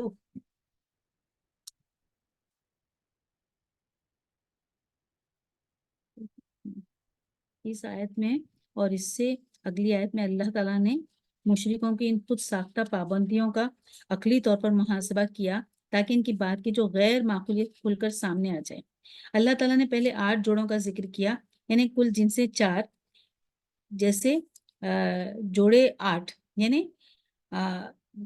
بھیڑ اور مینڈا، بکرا بکری، اونٹ اونٹنی اور گائے اور بیل، یعنی یہی جانور، اور جیسا میل اور فیمیل ان کے مذکر مونس جو عرب میں پائے جاتے تھے یہ جانور، اللہ تعالیٰ نے اپنے پیغمبر سے فرمایا کہ ان مشرکوں سے پوچھو کہ یہ کیا بات ہوئی کہ ایک جنس کا نر تو حلال ہوا اور مادہ حرام، یا مادہ حلال ہو اور نر حرام؟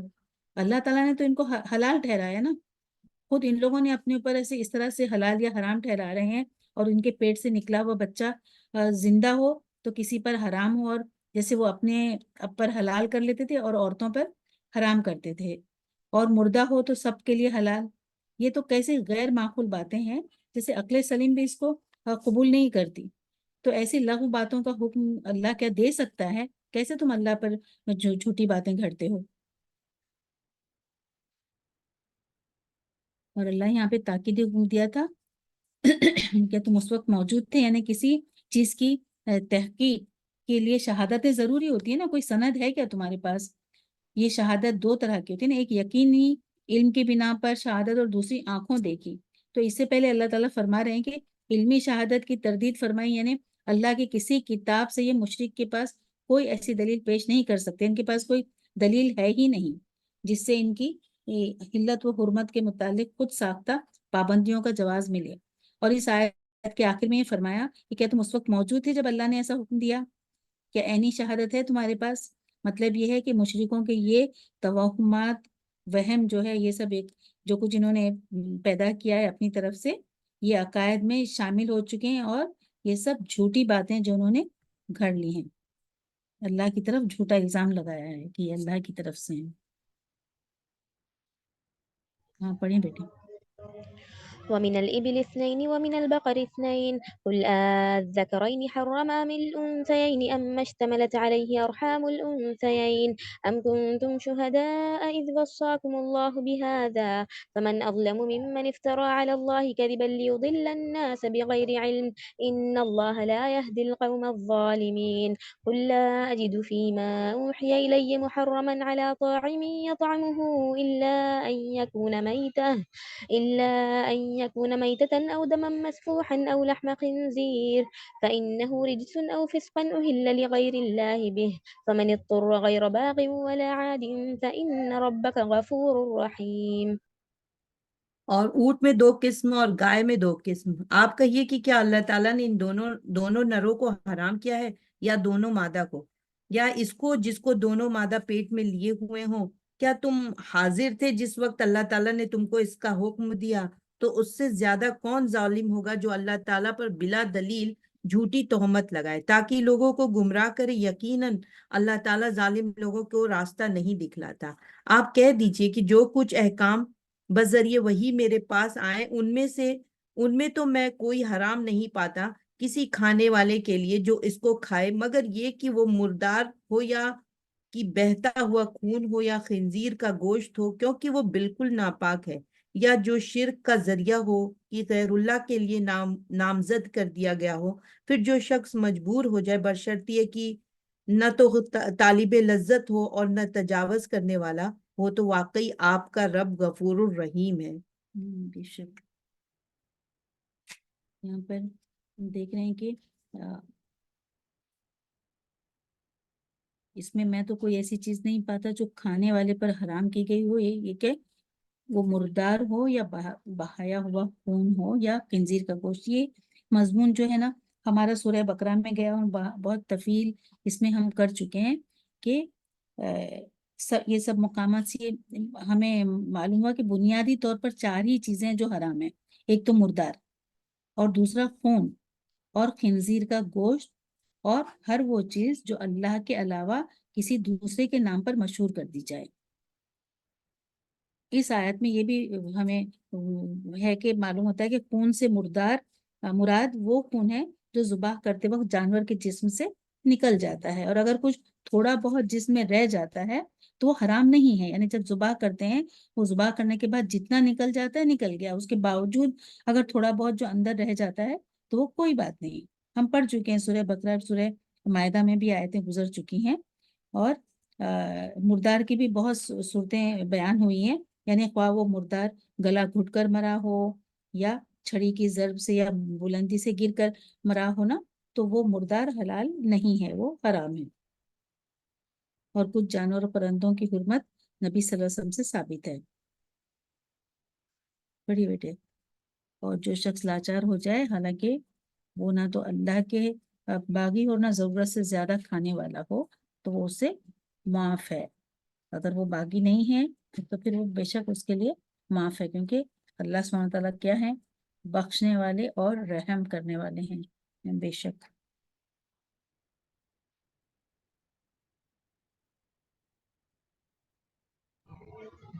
وعلى الذين هادوا حرمنا كل ذي ظفر ومن البقر والغنم حرمنا عليهم شحومهما إلا ما حملت ظهورهما أو الحوايا أو ما اختلط بعظم ذلك جزيناهم ببغيهم وإنا لصادقون. اور یہود پر ہم نے تمام ناخن والے جانور حرام کر دیے تھے، اور گائے اور بکری میں سے ان دونوں کی چربیاں ان پر ہم نے حرام کر دی تھی، مگر وہ جو ان کی پشت پر یا آنتڑیوں میں لگی ہو یا جو ہڈی سے ملی ہو، ان کی شرارت کے سبب ہم نے ان کو یہ سزا دی، اور ہم یقیناً سچے ہیں. یہاں پر ناخن تمام ناخن والے جانور حرام کر دیے ان پر، یعنی مراد وہ ہاتھ والے جانور جن کی انگلیاں پھٹی ہوئی ہوتی ہیں، یعنی جدا جدا ہوتی ہیں، جیسے اونٹ، شتر مرغ، بطخ وغیرہ، ایسے سب چرند پرند ان پر حرام تھے. گویا صرف وہ جانور اور پرندے ان کے لیے حلال تھے جن کے پنجے کھلے ہوں.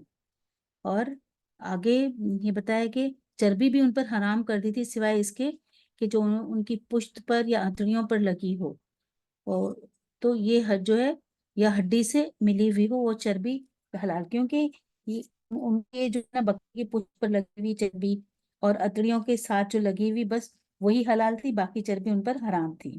اور دوسرا اس کے علاوہ اللہ نے یہ سب کیوں ایسا کیا تھا؟ ان کی شرارت کی وجہ سے ان پر یہ چیزیں حرام کر دی تھی، کیونکہ وہ جو بھی اللہ پر جھوٹی باتیں کھڑا کرتے تھے اس کے سبب اللہ نے ان پر یہ چیزیں حرام کر دی تھی. اس کا مطلب یہ ہے کہ یہود جو ہے یقیناً اپنے دعوے میں جھوٹے ہیں اور شرارت کے سبب، اور ہم یقیناً سچے ہیں بے شک، اور یہودی جھوٹے ہیں. ہم پڑھیے بیٹے. فإن كذبوك فقل ربكم ذو رحمة واسعة ولا يرد بأسه عن القوم المجرمين سيقول الذين أشركوا لو شاء الله ما أشركنا ولا آباؤنا ولا حرمنا من شيء كذلك كذب الذين من قبلهم حتى ذاقوا بأسنا قل هل عندكم من علم فتخرجوه لنا إن تتبعون إلا الظن وإن أنتم إلا تخرصون. پھر اگر یہ آپ کو کاذب کہیں تو آپ فرما دیجئے کہ تمہارا رب بڑی وسیع رحمت والا ہے اور اس کا عذاب مجرم لوگوں سے نہ ٹلے گا. یہ مشرکین کہیں گے کہ اگر اللہ تعالیٰ کو منظور ہوتا تو نہ ہم شرک کرتے اور نہ ہمارے باپ دادا اور نہ ہم کسی چیز کو حرام کہہ سکتے. اسی طرح جو لوگ ان سے پہلے ہو چکے ہیں انہوں نے بھی تکذیب کی تھی، یہاں تک کہ انہوں نے ہمارے عذاب کا مزہ چکھا. آپ کہیے کہ کیا تمہارے پاس کوئی دلیل ہے تو اس کو ہمارے روبرو ظاہر کرو. تم لوگ محض خیالی باتوں پر چلتے ہو اور تم بالکل اٹکل سے باتیں بناتے ہو. بے شک. یعنی پھر اگر آپ کو جھٹلائیں تو آپ فرما دیجیے کہ تمہارا رب بڑا وسیع رحمت والا ہے، کیونکہ وہ تو بے شک جھٹلاتے ہی تھے نبی صلی اللہ علیہ وسلم کو. تو یہاں پر ان کے جھٹلانے کے باوجود جو ہے اللہ نے جو ہے انہیں عذاب دینے میں جلدی اللہ نہیں کرتا، اس لیے عذاب جلدی نہیں دیتا کہ وہ بڑی رحمت والا ہے، اور وہ انہیں مہلت دیتا ہے کہ ہو سکتا ہے کچھ اس میں ایمان لے آئے، انہیں مہلت دیتا ہے. اور اگر عذاب دے دیتا تو پھر اس کا عذاب جو ہے دے گا تو بالکل بھی وہ ٹلے گا نہیں. مہلت دینے کا مطلب ہمیشہ کے لیے عذاب الہی سے محفوظ نہیں ہو جاتا، بلکہ جب بھی وہ عذاب دینا چاہے گا تو بے شک عذاب دے گا اور اس کا فیصلہ کرے گا اور اسے کوئی ٹال نہیں سکتا. اور مشرکین کہیں گے کہ اگر اللہ کو منظور ہوتا تو ہم شرک کرتے اور نہ ہمارے باپ. بالکل وہ کہتا ہے کہ اگر چاہتا ایسا تو ایسا کر سکتا تھا کہ ہم شرک ہی نہیں کرتے، نہ ہی ہمارے ماں باپ کرتے اور نہ ہم کسی چیز کو حرام کہہ سکتے تھے. یہ وہی جیسے باتیں ہیں، مغالطہ ہے کہ مشیت الہی اور رضائی الہی لوگ اگر ہم جاننا چاہتے ہیں کہ کسی وجہ سے یہ لاحق ہوتا ہے، حالانکہ یہ الگ بات ہے وہ جو کہہ رہے ہیں کہ اگر اللہ چاہتا تو ہم شرک نہ کرتے، تو ہم پہلے پڑھ چکے ہیں سورہ بقرہ میں. تو ایسا کن لوگوں کے ساتھ اللہ تعالیٰ کرتا ہے جو ان کے سینوں دلوں پر مہر لگا دیتا ہے؟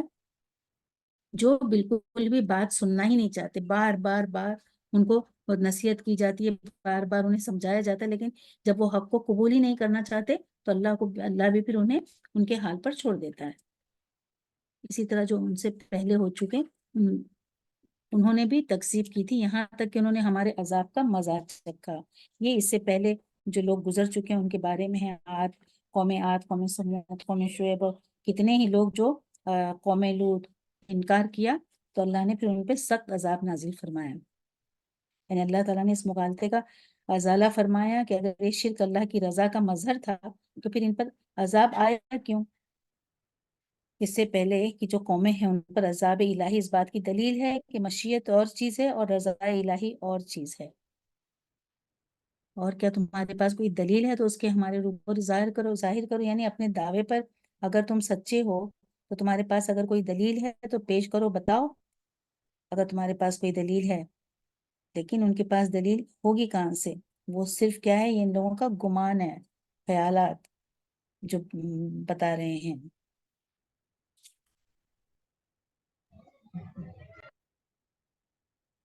ہاں پڑھیے بیٹے. قل فلله الحجة البالغة فلو شاء لهداكم أجمعين قل هلم شهداءكم الذين يشهدون أن الله حرم هذا فإن شهدوا فلا تشهد معهم ولا تتبع أهواء الذين كذبوا بآياتنا والذين لا يؤمنون بالآخرة وهم بربهم يعدلون. آپ کہیے کہ بس پوری حجت اللہ کی ہی رہی، پھر اگر وہ چاہتا تو تم سب کو راہ راست پر لے آتا. آپ کہیے کہ اپنے گواہوں کو لاؤ جو اس بات پر شہادت دیں کہ اللہ نے ان چیزوں کو حرام کر دیا ہے. پھر اگر وہ گواہی دے دے تو آپ اس کی شہادت نہ دیجیے، اور ایسے لوگوں کے باطل خیالات کا اتباع مت کیجیے جو ہماری آیتوں کی تکذیب کرتے ہیں اور وہ جو آخرت پر ایمان نہیں رکھتے اور وہ اپنے رب کے برابر دوسروں کو ٹھہراتے ہیں. جی. یہاں شہادت سے مراد یقین کی بنا پر شہادت ہے، اور وہ یہ شہادت دیں کہ واقعی فلاں فلاں چیزیں اللہ نے فلاں فلاں کے لیے حرام یا حلال قرار دی. ظاہر ہے کہ ایسی شہادت تو وہ دے نہیں سکتے، تاہم اگر کچھ لوگ ڈھیٹ بن کر جھوٹی شہادت دینے پر آمادہ ہی ہو جائیں تو آپ ان کے ہمنوا مت بنیں. ہمنوا نہ بنے. ان سے شہادت اس لیے نہیں طلب کی جا رہی ہے کہ اگر وہ شہادت دیں تو آپ ان کی بات مان لیں، بلکہ اس لیے طلب کی جا رہی ہے کہ جب وہ ایسی شہادت پیش نہ کر سکیں گے تو ممکن ہے کہ بعض صحیح عقل رکھنے والے لوگ ایسی مشرکانہ رسوم سے باز آ جائیں جو سراسر توہمات اور گمان کی پر مبنی ہیں. اور اس قسم کی جھوٹی شہادت دینے پر ایسے لوگ ہی آمادہ ہو سکتے ہیں جنہیں آخرت کے دن پر اور اللہ کے حضور اپنے اعمال کی جواب دہی پر انہیں ایمان نہیں ہوتا. ایسے لوگ آیات کو جھٹلاتے ہیں اور اللہ جو ہے حلت و حرمت کے احکام اپنے ہاتھ میں لے کر اللہ کے ہمسر بنتے ہیں. ہاں پڑھیے بیٹے. قل تعالوا أتل ما حرم ربكم عليكم ألا تشركوا به شيئا وبالوالدين إحسانا ولا تقتلوا أولادكم من إملاق نحن نرزقكم وإياهم ولا تقربوا الفواحش ما ظهر منها وما بطن ولا تقتلوا النفس التي حرم الله إلا بالحق ذلكم وصاكم به لعلكم تعقلون ولا تقربوا مال اليتيم إلا بالتي هي أحسن حتى يبلغ أشده وأوفوا الكيل والميزان بالقسط لا نكلف نفسا إلا وسعها وإذا قلتم فاعدلوا ولو كان ذا قربى وبعهد الله أوفوا ذلكم وصاكم به لعلكم تذكرون. آپ کہیے کہ آؤ میں تم کو وہ چیزیں پڑھ کر سناؤں جن کو تمہارے رب نے تم پر حرام فرما دیا ہے. وہ یہ کہ اللہ کے ساتھ کسی چیز کو شریک مت ٹھہراؤ اور ماں باپ کے ساتھ احسان کرو اور اپنی اولاد کو افلاس کے سبب قتل مت کرو. ہم تم کو اور ان کو رزق دیتے ہیں اور بے حیائی کے جتنے طریقے ہیں ان کے پاس بھی مت جاؤ، خواہ وہ اعلانیہ ہو خواہ پوشیدہ. اور جس کا خون کرنا اللہ تعالیٰ نے حرام کر دیا ہے اس کو قتل مت کرو، وہاں مگر حق کے ساتھ. ان کا تم کو تم کو تاکیدی حکم دیا ہے تاکہ تم سمجھو، اور یتیم کے مال کے پاس نہ جاؤ مگر ایسے طریقے سے جو کہ مستحسن ہے، یہاں تک کہ وہ اپنے عمر شعور کو پہنچ جائیں، اور ناپ تول پوری کرو انصاف کے ساتھ۔ ہم کسی شخص کو اس کی طاقت سے زیادہ تکلیف نہیں دیتے، اور جب تم بات کرو تو انصاف کرو، گو وہ شخص قرابت دار ہی ہو، اور اللہ تعالیٰ سے جو عہد کیا اس کو پورا کرو۔ ان کا اللہ تعالیٰ نے تم کو تاکیدی حکم دیا ہے تاکہ تم یاد رکھو۔ بے شک یہاں پر جو ہے کافی ساری باتوں کے احکامات ہیں یہاں پر کہ آپ ان سے کہیے کہ میں تمہیں پڑھ کر سناؤں کیا کرنا ہے۔ سب سے پہلے تو تم اللہ کے ساتھ کسی کو شریک نہیں ٹھہراؤ گے۔ سب سے پہلی جو فہرست کیا ہے، فہرست سب سے ٹاپ پر کیا ہے، اللہ کا شریک نہ بناؤ۔ اب یہاں پر شرک کی 3 بڑی اقسام ہیں، یعنی شرک فی الذات، شرک فی الصفات اور شرک فی العبادت۔ یہ تینوں قسمیں جو ہے نا ان مشرکوں اور یہودیوں میں موجود تھیں، یعنی انہوں نے پہلے تو فرشتوں کو اللہ کی بیٹیاں بنا دیا، دیوی دیوتاؤں کی پوری نسل کو اللہ کی نسل بتاتے، اور عزیر علیہ السلام کو بھی ابن اللہ، عیسیٰ علیہ السلام کو بھی ابن اللہ کہتے۔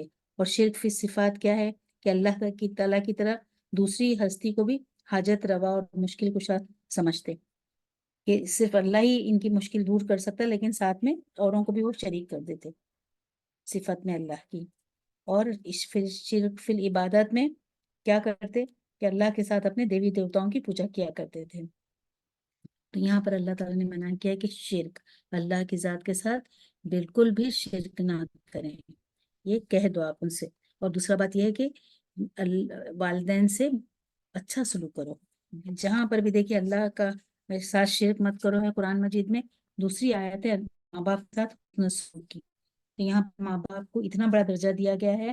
ہم سورہ بقرہ میں بھی کافی یہ ساری چیزیں جو ہیں وہاں پر تفصیل سے پڑھ چکے ہیں، اب آئندہ بھی پڑھیں گے ہم سورہ بنی اسرائیل میں، سورہ لقمان میں، کہ اللہ تعالیٰ نے کیا کہا ہے کہ ماں باپ کے ساتھ حسن سلوک کرے۔ انہوں نے اتنی تکلیفیں اٹھا کر اپنے بچوں کی پرورش کی ہے، کتنا اچھے سے اچھا کھلانا، اچھا پہنانا، اور کیا کچھ چاہتے ہیں نا ماں باپ اپنے بچوں پر سب کچھ لٹا دینا چاہتے ہیں تاکہ وہ بچے پڑھ لکھ کر کچھ بڑے انسان اچھے بنے، اور انہوں نے جو کچھ اپنی تکلیفیں اٹھائیں گے وہ ان کے بچوں کو نہ اٹھانی پڑے، لیکن بچے کیا کرتے ہیں، بڑے ہو کر ان چیزوں کو بھول جاتے ہیں۔ تو یہاں پر آپ صلی اللہ علیہ وسلم نے والدین کی نافرمانی یا انہیں ستانے کو بڑے بڑے ہلاک کرنے والے گناہوں میں سے تیسرے نمبر پر شمار کیا ہے، یہ بخاری کی حدیث ہے۔ اور ان سے بالکل بھی اونچی آواز سے بات کرنے سے منع کیا گیا، ان کے ہر آرام و آسائش کا خیال رکھنے کا حکم ہے۔ اور یہ خیال کہ بچے جو ہے اتنی مشکل سے جیسے انہوں نے پڑھایا لکھا ہے نا، تو بچوں کو بھی ان کے بڑھاپے میں جب ان کی عمر زیادہ ہو جاتی ہے تو ان کو ویسا ہی خیال رکھنا چاہیے۔ اور یہ کہ مفلسی کے ڈر سے اپنی اولاد کو قتل نہ کرو، یہ ایک بہت ہی جاہلیت کا کام جو ہوتا تھا کہ مفلسی کے ڈر سے کہ ہم کیسے کریں گے، اب ایک بچہ ہے تو کیسے گھر کا خرچ چلے گا، ایک اور آ جائے گا تو کتنی مشکل ہو جائے گی۔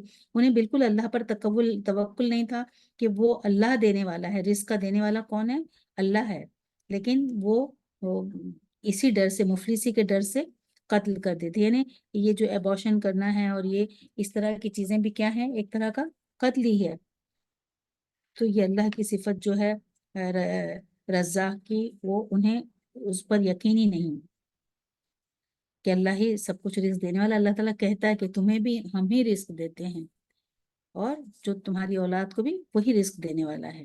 آپ صلی اللہ علیہ وسلم نے بھی اس گناہ کو بڑے بڑے گناہوں میں دوسرے نمبر پر شمار کیا ہے، جو اولاد کا قتل ہے، بخاری کی حدیث ہے۔ اللہ تعالیٰ جتنی بھی خلقت پیدا کرتا ہے تو اس کے مطابق ان سب کا رزق کا انتظام فرماتا ہے وہ۔ اور آگے کیا ہے کہ بے حیائی کی باتوں کے قریب بھی نہ جاؤ، یعنی ایسے بھی وسائل بھی اختیار مت کرو جو تمہیں بے حیائی کے کاموں کے قریب لے جائیں، یعنی انسان کے جو جنسی جذبات میں تحریک پیدا کریں، یا بے حجابی، غیر محرم عورت کی طرف دیکھنا، تماش بینی، سینما، ٹی وی، جنسی لٹریچر کا مطالعہ، عورتوں کی تصاویر کی عام نشر و اشاعت، سب کچھ اس میں آ جاتا ہے۔ چنانچہ آپ صلی اللہ علیہ وسلم نے فرمایا، آنکھوں کا زنا غیر عورتوں کو دیکھنا ہے، کانوں کا زنا فحاشی کی باتیں سننا، اور زبان کا زنا فحاشی کی بات چیت کرنا، ہاتھ کا زنا पकड़ना और पाँव का चलना, गलत राह पर जाना। और दिल का जिना, वो गलत चीजों की ख्वाहिश और तमन्ना करना। और फिर शर्मगाह इन सब की या तो तस्दीक करती है या तकजीब। तो ये मुस्लिम की हदीस है।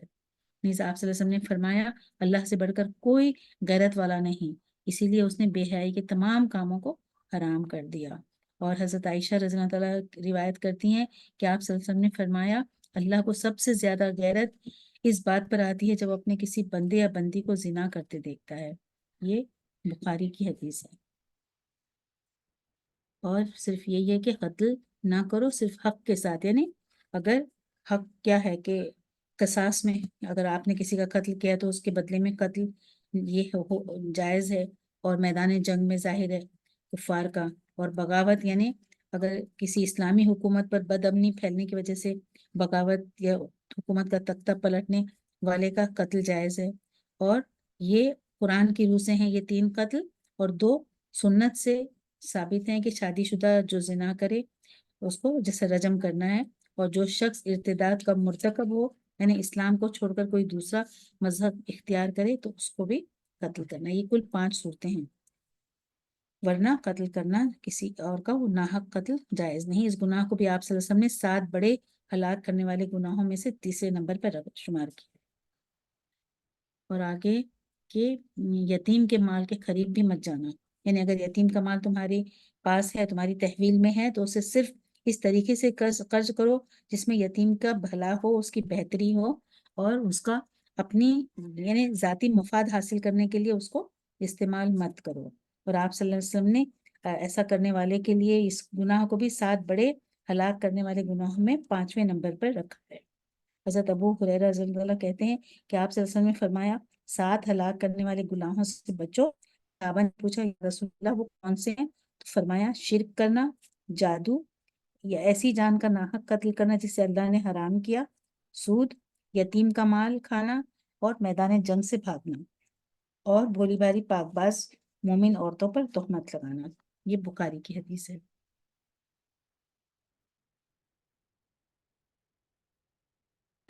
और माप तोल इंसाफ के साथ पूरा पूरा करो। माप तोल में कमी बेशी जो है ये क्या है, शुएब अलैहिस्सलाम की कौम में ये बुराई थी बहुत ज्यादा। कुरान करीम में भी इसका जो सूरा है ना एक मुतफ्फिफीन के नाम से, तो यहाँ पे क्या बताया कि दूसरों का माल खाना इतना बड़ा जुर्म है कि इसकी बिना पर जो है शुएब अलैहिस्सलाम की कौम को तबाह बर्बाद कर डाला अल्लाह ताला ने। यानी जो लोग माप तोल करते वक्त अपना हक तो दूसरों से ज्यादा वसूल करते हैं और देते वक्त क्या करते हैं, कम देते हैं, तो अल्लाह ताला ने बताया कि ऐसा काम वही लोग कर सकते हैं जिन्हें आखिरत का खौफ नहीं, उनके दिल में अल्लाह का डर नहीं है। और जब कहो तो इंसाफ करो। अगरचे आम बातचीत में भी किसी के मुतालिक या बेइंसाफी की बात करना जुर्म है, किसी के भी बारे में जो अगर है कहीं बात तो आपको इंसाफ की बात करनी चाहिए, सच बोलना चाहिए और इंसाफ करना चाहिए। कितना भी अपना करीबी रिश्तेदार होगा तो भी अगर उसने गलती की है तो और दूसरे को उसके साथ नाइंसाफी करके उसकी तरफदारी नहीं करनी चाहिए। ये जो है ये जुर्म अजीम है। एक दफा आप सल्लल्लाहु अलैहि वसल्लम ने बड़े बड़े गुनाहों का जिक्र किया तो फरमाया, बड़े गुनाह ये हैं, अल्लाह के साथ शिर्क करना, नाहक खून करना, वालिदैन को सताना। फिर फरमाया, तुम्हें सबसे बड़ा गुनाह न बताऊं? तो अर्ज किया जी, तो बताया कि ना इंसाफी की बात या ऐसी बात जिसमें हेरा फेरी, झूठ को सच बनाने की कोशिश और झूठी शहादत। ये बुखारी की हदीस है। और आगे है, अल्लाह के अहद को पूरा करो। अहद को पूरा करना देखिए इस्लाम में बहुत जरूरी है। अहद को पूरा करना फर्ज है, और यह अहद इंसान ने अल्लाह से किया हो, जैसे कि कोई नजर मानी है या मन्नत मानी है तो उसका पूरा करना जरूरी है, या अक़द निकाह भी शामिल है इसमें, और अहद लस्त जिसमें अल्लाह ताला ने लिया है अहद सारे इंसानों से। और यहाँ पर इसके अलावा वो भी जो हम रोज सूरह फातिहा में पढ़ते हैं ना, इय्याका नअबुदु व इय्याका नस्तईन, ये भी एक अहद है कि हम अल्लाह से कह रहे हैं कि हम सिर्फ तेरी ही इबादत करते हैं, करते रहेंगे, और तुझी से मदद चाहते हैं, चाहते रहेंगे। ये हम अल्लाह से कह भी रहे हैं, लेकिन हम इसके अलावा किसी और से भी मदद तलब अगर करते हैं तो ये जुल्म है। गुनाह है।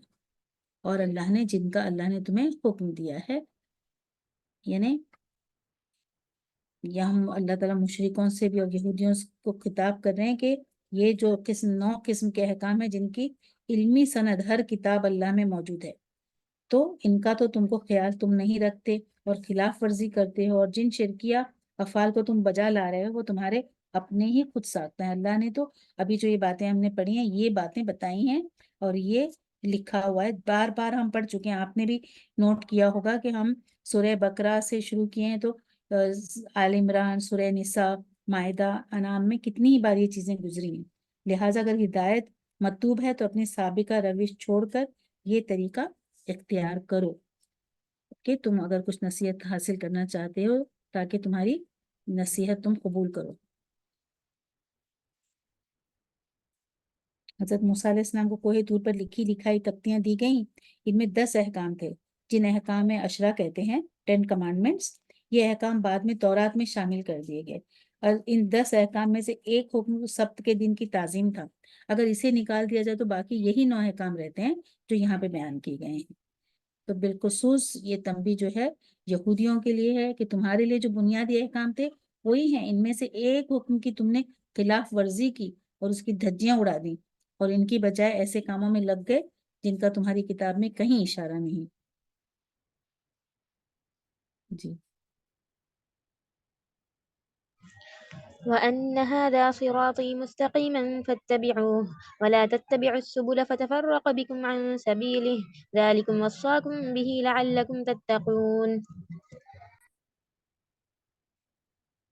और ये कि ये दीन मेरा रास्ता है जो मुस्तकीम है, सो इस राह पर चलो और दूसरी राहों पर मत चलो कि वो राहें तुमको अल्लाह की राह से जुदा कर देंगी। उसका तुमको अल्लाह ताला ने ताकीदी हुक्म दिया है ताकि तुम परहेजगारी इख्तियार करो। एक दफा आप सल्लल्लाहु अलैहि वसल्लम ने एक सीधी लकीर खींची, फिर इस लकीर के दाएं बाएं बहुत सी लकीरें खींच दी। इसके बाद फरमाया कि ये सीधी लकीर तो अल्लाह ताला की राह है, और दाएं और बाएं जितनी लकीरें हैं ये शैतान की राहें हैं। फिर आप सल्लल्लाहु अलैहि वसल्लम ने ये आयत पढ़ी, यानी बिलाशुबा यही मेरी सीधी राह है जो आप सल्लल्लाहु अलैहि वसल्लम ने सीधी लकीर खींची, इस पर चलते जाओ और दूसरी राहों पे मत चलो, वरना वो तुम्हें अल्लाह की राह से हटा देंगे। पढ़िए बेटा।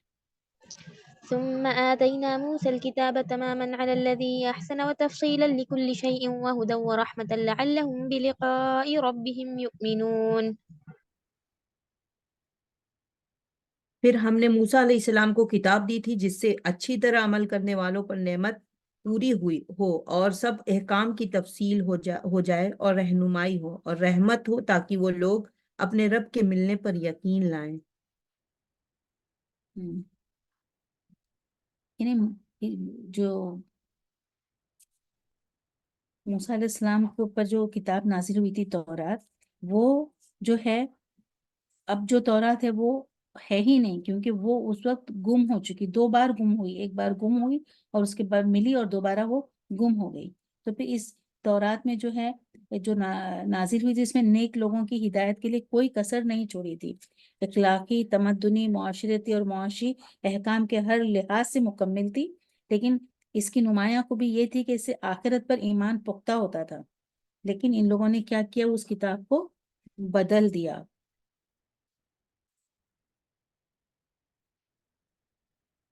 और परवरदिगार से मुलाकात से मुराद अल्लाह के हुजूर अमाल की जवाबदेही का तस्वुर है। यही वो तस्वुर है जो इंसान की जिंदगी का रुख बदल सकता है। एक आखिरत पर ईमान न रखने वाला इंसान की जिंदगी निहायत आज़ादाना, गैर जिम्मेदार, बल्कि वहशियाना किस्म की भी हो सकती है। और ये आखिरत जो है इसका तस्वुर जो इंसान को अमर इलाही की इताअत और नवाही से इज्तिनाब का पाबंद बनाता है, और दुनिया में इंतहाई मोहताज जिम्मेदाराना जिंदगी गुजारने का पाबंद बनाता है। यानी बनी इसराइल को एक किताब इसलिए दी गई थी कि इस किताब की हकीमाना तालीमात से इनमें जिम्मेदारी का एहसास पैदा हो, और आखिरत पर ईमान रखने वाले और न रखने वाले की जिंदगियों का मुशाहदा इन्हें इनकार से ईमान की तरफ खींच लाए।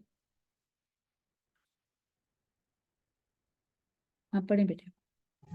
وهذا كتاب أنزلناه مبارك فاتبعوه واتقوا لعلكم ترحمون أن تقولوا إنما أنزل الكتاب على طائفتين من قبلنا وإن كنا عن دراستهم لغافلين أو تقولوا لو أنا أنزل علينا الكتاب لكنا أهدى منهم فقد جاءكم بينة من ربكم وهدى ورحمة فمن أظلم ممن كذب بآيات الله وصدف عنها سنجزي الذين يصدفون عن آياتنا سوء العذاب بما كانوا يصدفون. اور یہ ایک کتاب ہے جس کو ہم نے بھیجا بڑی خیر و برکت والی، سو اس کی اتباع کرو اور ڈرو تاکہ تم پر رحمت ہو۔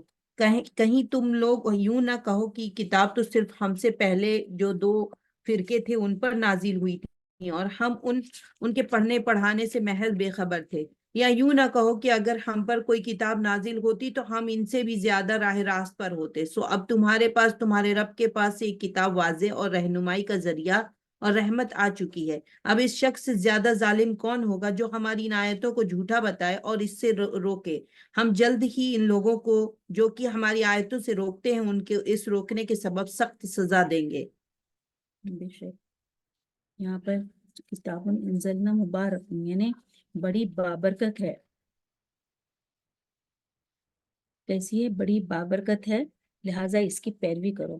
تورات کے مقابلے میں قرآن کے ذریعے بابرکت ہونے کی بھی کئی پہلو ہیں۔ ایک یہ کہ تورات صرف اس قوم کے لیے یعنی بنی اسرائیل کی ہدایت کے لیے نازل ہوئی تھی، جبکہ قرآن سب لوگوں کے لیے ہے اور تمام اقوام میں عالم سے مخاطب ہے۔ دوسرے یہ کہ تورات ایک مخصوص زمانے کے لیے تھی، جبکہ قرآن قیامت تک کے لیے ہے۔ اور تیسرے وہ صرف قومی مسائل کا حل پیش کرنے والی تھی اور یہ پوری انسانیت کے مسائل کا جواب دیتی ہے۔ پھر اس میں پہلی تمام آسمانی کتب و صحائف کے مضامین کو سمو دیا گیا ہے، لہٰذا اب تمہیں دائیں بائیں دیکھنے کی ضرورت ہی نہیں ہے۔ اگر اللہ کی رحمت سے حظ و عبرہ لینا چاہتے ہو تو اس کی اتباع کرو اور اس بات سے اللہ سے ڈرتے رہو کہ اس کتاب کے کسی حصے کی خلاف ورزی تم سے سرزد نہ ہو۔ یہ کہیں گے کہ یہودیوں کے لیے تو تورات تھی اور عیسائیوں کے لیے نصرانیوں کے لیے کیا تھی؟ انجیل۔ ہمارے لیے کیا ہے؟ کفار مکہ یہ نہ کہیں، ان کے لیے نازل کر دی اللہ تعالیٰ نے کتاب، کہ تم یہ نہ کہہ سکو کہ کتاب تو ہم سے پہلے کے 2 گروہوں پر اتاری گئی اور ہم تو ان کے پڑھنے پڑھانے والے نہیں نا، ہم کو تو نہیں آتی ہبرو لینگویج، ہم نہیں پڑھ سکتے، وہ ہمارے لیے کیا ہے؟ تم یہ نہ کہو۔ تو اللہ تعالیٰ نے ان پر حجت قائم کر دی اس طرح کہ قرآن مجید نازل فرما دیا۔ اور یہ کتاب کفار مکہ سے ہے، یعنی ان کی طرف یہ کتاب 2 وجہ سے نازل کی۔ ایک تو اتمام حجت کہ تم یہ نہ کہہ سکو کہ انہیں کتاب دی گئی ہمیں نہیں، اور سب لوگوں کے لیے تو نہ تھی کہ ہم بھی ان سے مستفید ہونے کی کوشش کرتے، وہ یہی کہتے تھے۔ تو اب جو کچھ اور جیسے وہ ان کتابوں کے پڑھتے بڑھاتے ہیں اس کی ہمیں کیا خبر ہو سکتی ہے؟ تو دوسرا مطلب یہ بھی ہے کہ وہ کتابیں تو اجمی زبانوں میں تھیں، عربی میں نہیں تھی، اس لیے اللہ تعالیٰ نے عربی میں نازل کر کے ایک جو حجت تمام کر دی کہ اب یہ کتاب ہے، عربی میں ہے، پڑھو، تمہاری خود کی زبان ہے اور عمل کرو۔ اور تو اس شخص سے بڑھ کر ظالم کون ہوگا جو اللہ کی آیت کو جھٹلائے؟ یعنی ایسی بابرکت اور عظیم الشان کتاب کے نزول کے بعد بھی اگر کوئی شخص اللہ کی آیت سے اعراض کرتا ہے تو یہ انتہائی بدبختی کی بات ہے، اور ایسے اعراض کرنے والے یقیناً بدترین سزا کے مستحق ہیں۔ بے شک پڑھو بیٹا۔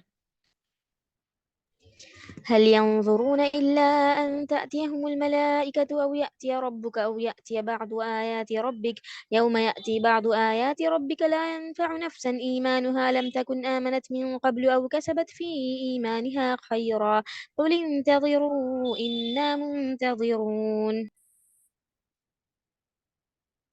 کیا یہ لوگ صرف اس امر کے منتظر ہیں کہ ان کے پاس فرشتے آئیں یا ان کے پاس آپ کا رب آئے یا آپ کے رب کی کوئی بڑی نشانی آئے؟ جس روز آپ کے رب کی کوئی بڑی نشانی آ پہنچے گی، کسی ایسے شخص کا ایمان اس کے کام نہ آئے گا جو پہلے سے ایمان نہیں رکھتا یا اس نے اپنے ایمان میں کوئی نیک عمل نہ کیا ہو۔ آپ فرما دیجئے کہ تم منتظر ہو، ہم بھی منتظر ہیں۔ بالکل یہاں پر وہ کیا چاہتے ہیں کہ ایمان لانا اس سے کچھ فائدہ نہیں دے گا اس وقت، یعنی جب فرشتہ آ جائے گا جان لینے کے لیے تو عام انسان ان کے دیدار تک کا وہ نہیں کر سکتا، تو ایسی صورت میں اس پر فوراً ہی موت واقع ہو جائے گی، تو اسے بالکل بھی مہلت نہیں ملے گی، موت کے وقت کا ایمان ویسے قبول بھی نہیں کیا جائے گا، اور اگر انسان کوئی ایسا حصی معجزہ دیکھ لے جو اسے ایمان لانے پر مجبور بنا دے تو ایسا جبری ایمان بھی قابل قبول نہیں، کیونکہ ایسی صورتوں میں ایمان بالغیب رہتا ہے نہیں، اور فائدہ ایمان بالغیب کا ہے، یعنی غیب پر ایمان لانا ضروری ہے۔ موجودہ اور آنکھوں دیکھی چیز پر تو سبھی یقین رکھتے ہیں، جب حقیقت کا پردہ اٹھ جائے اور پھر ایمان لائے تو اس کا کیا فائدہ؟ یعنی یقینی علامت دیکھنے کے بعد ایمان لانے کا کچھ فائدہ نہیں۔ حدیث میں آتا ہے کہ حضرت ابو ہریرہ رضی اللہ عنہ کہتے ہیں کہ آپ صلی اللہ علیہ وسلم نے فرمایا جب تک سورج مغرب سے نہ طلوع ہو قیامت قائم نہیں ہوگی، پھر جب لوگ سورج کو مغرب سے نکلتا دیکھ لیں گے تو سب کے سب ایمان لے آئیں گے، مگر اس وقت ایمان لانا کچھ فائدہ نہیں دے گا۔ یہ بخاری کی حدیث ہے۔ پھر آپ صلی اللہ علیہ وسلم نے یہ آیت پڑھی۔ حضرت ابو ہریرہ رضی اللہ عنہ کہتے ہیں کہ آپ صلی اللہ علیہ وسلم نے فرمایا جب 3 چیزیں ظاہر ہوں گی تو کسی کا ایمان لانا فائدہ نہیں دے گا جو پہلے سے ایمان نہیں لایا ہو۔ نمبر 1 دجال، اور دوسرا دابت الارض، اور سورج کا مغرب سے طلوع ہونا، یعنی ایک جانور کا نکلنا اور سورج کا مغرب سے طلوع ہونا، یہ ترمذی کی حدیث ہے۔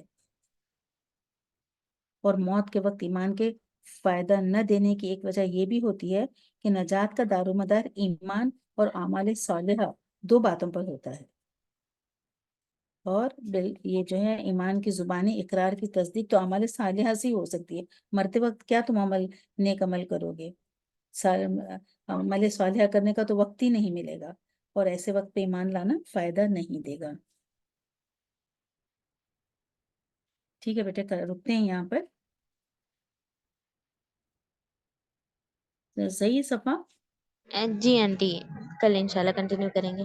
جی انشاءاللہ، دعا پڑھ لیتے ہیں۔ سبحان اللہ و بحمدہ، سبحان اللہ العظیم۔ اللہم صلی علی محمد وعلی آل محمد کما صلیت علی ابراہیم وعلی آل ابراہیم انک حمید مجید۔ اللہم بارک علی محمد وعلی آل محمد کما بارکت علی ابراہیم وعلی آل ابراہیم انک حمید مجید۔ رب زدنی علما، رب اشرح لی صدری ویسر لی امری واحلل عقدۃ من لسانی یفقہوا قولی۔ رب یسر ولا تعسر وتمم بالخیر وبک نستعین۔ اللہم افتح علینا حکمتک وانشر علینا رحمتک یا ذی الجلال والاکرام۔ اللہم ارنا الحق حقا وارزقنا اتباعہ وارنا الباطل باطلا وارزقنا اجتنابہ۔ ربنا فقہنا فی الدین، ربنا لا تزغ قلوبنا بعد اذ ہدیتنا وہب لنا من لدنک رحمہ انک انت الوہاب۔ یا مقلب القلوب ثبت قلبی علی دینک، آمین یا رب العالمین یا ارحم الراحمین۔ تو رحیم ہے، تو کریم ہے، تیری شان جل جلالہ میرے مالک دو جہان۔ ہم تمام کو یا اللہ تعالیٰ ہمارے پڑھنے میں کچھ غلطی ہوئی تو ہمیں معاف فرما، اور یا رب العالمین یا ارحم الراحمین ہماری اس کوشش کو قبول فرما کہ یہ بات ہماری بہنوں تک پہنچے اور لوگ سنیں سمجھیں اور عمل کرنے والے بنے، ہماری زندگی میں ہم اسے لائیں۔ جو بھی ہم پڑھ رہے ہیں، ہمارے گھر میں جو لوگ نماز کے پابند نہیں ہیں وہ نماز پڑھنے والے بن جائیں، عہد کو پورا کرنے والے، وعدہ وفا کرنے والے، سچ بولنے والے، انصاف کرنے والے۔ اللہ تعالیٰ ساری صفات اخلاق آپ صلی اللہ علیہ وسلم کی ہمیں، ہمارے بچوں کو، سب کو عطا فرما۔ ساری امت مسلمہ کو یا اللہ تعالیٰ ایک نمونہ بنا دے تو ساری دنیا کے لیے۔ جو دنیا میں ظلم و ستم ہو رہا ہے مسلمانوں پر وہ دور فرما یا اللہ تعالیٰ، غیب سے مدد فرما، ان کی ظالموں کا خاتمہ کر دے یا رب العالمین۔ ہماری غیب سے مدد فرما، جو گزر گئے انہیں جنت الفردوس میں اعلیٰ مقام عطا فرما، اور ہم تمام کا خاتمہ بالخیر کر۔ جن بہنوں نے دعائیں مانگنے کا ہے یا اللہ تعالیٰ ان کی دعاؤں کو قبول فرما، ان کی اولاد کو نیک و صالح بنا، کامیابی عطا فرما۔ جو شادی کے لائق ہیں انہیں صحیح جوڑے دے، جنہیں اولاد نہیں انہیں نیک و صالح اولاد عطا فرما، آمین ثم آمین یا رب العالمین یا ارحم الراحمین۔ سبحان ربک رب العزت عما یصفون وسلام علی المرسلین والحمد للہ رب العالمین۔ سبحانک اللہم و بحمدک، اشہد ان لا الہ الا انت، استغفرک و اتوب الیک۔ السلام علیکم ورحمۃ اللہ وبرکاتہ۔ My dear sisters, I thank you all for attending this session, having so much patience and giving so much time. اللہ تعالیٰ آپ سب کو بہت جزائے خیر دے اتنا وقت دینے کے لیے، اٹینڈ کرنے کے لیے۔ اور جو لوگ بھی آپ کی مدد کر رہے ہیں ان لوگوں کی بھی اللہ تعالیٰ غیب سے مدد فرما، اور ہماری ساری ٹیم کی بھی اللہ تعالیٰ انہیں جزائے خیر عطا فرما. آمین. السلام علیکم ورحمۃ اللہ وبرکاتہ. وعلیکم السلام ورحمۃ اللہ وبرکاتہ. جزاک اللہ خیرن کثیرہ آنٹی صفا باجی اینڈ اشفیہ باجی. بارک اللہ فیک ایوری ون. انشاءاللہ ہم کل سورہ انعام کنٹینیو کریں گے. Aunty I am ending the class. السلام علیکم ورحمۃ اللہ وبرکاتہ. وعلیکم السلام ورحمۃ اللہ وبرکاتہ.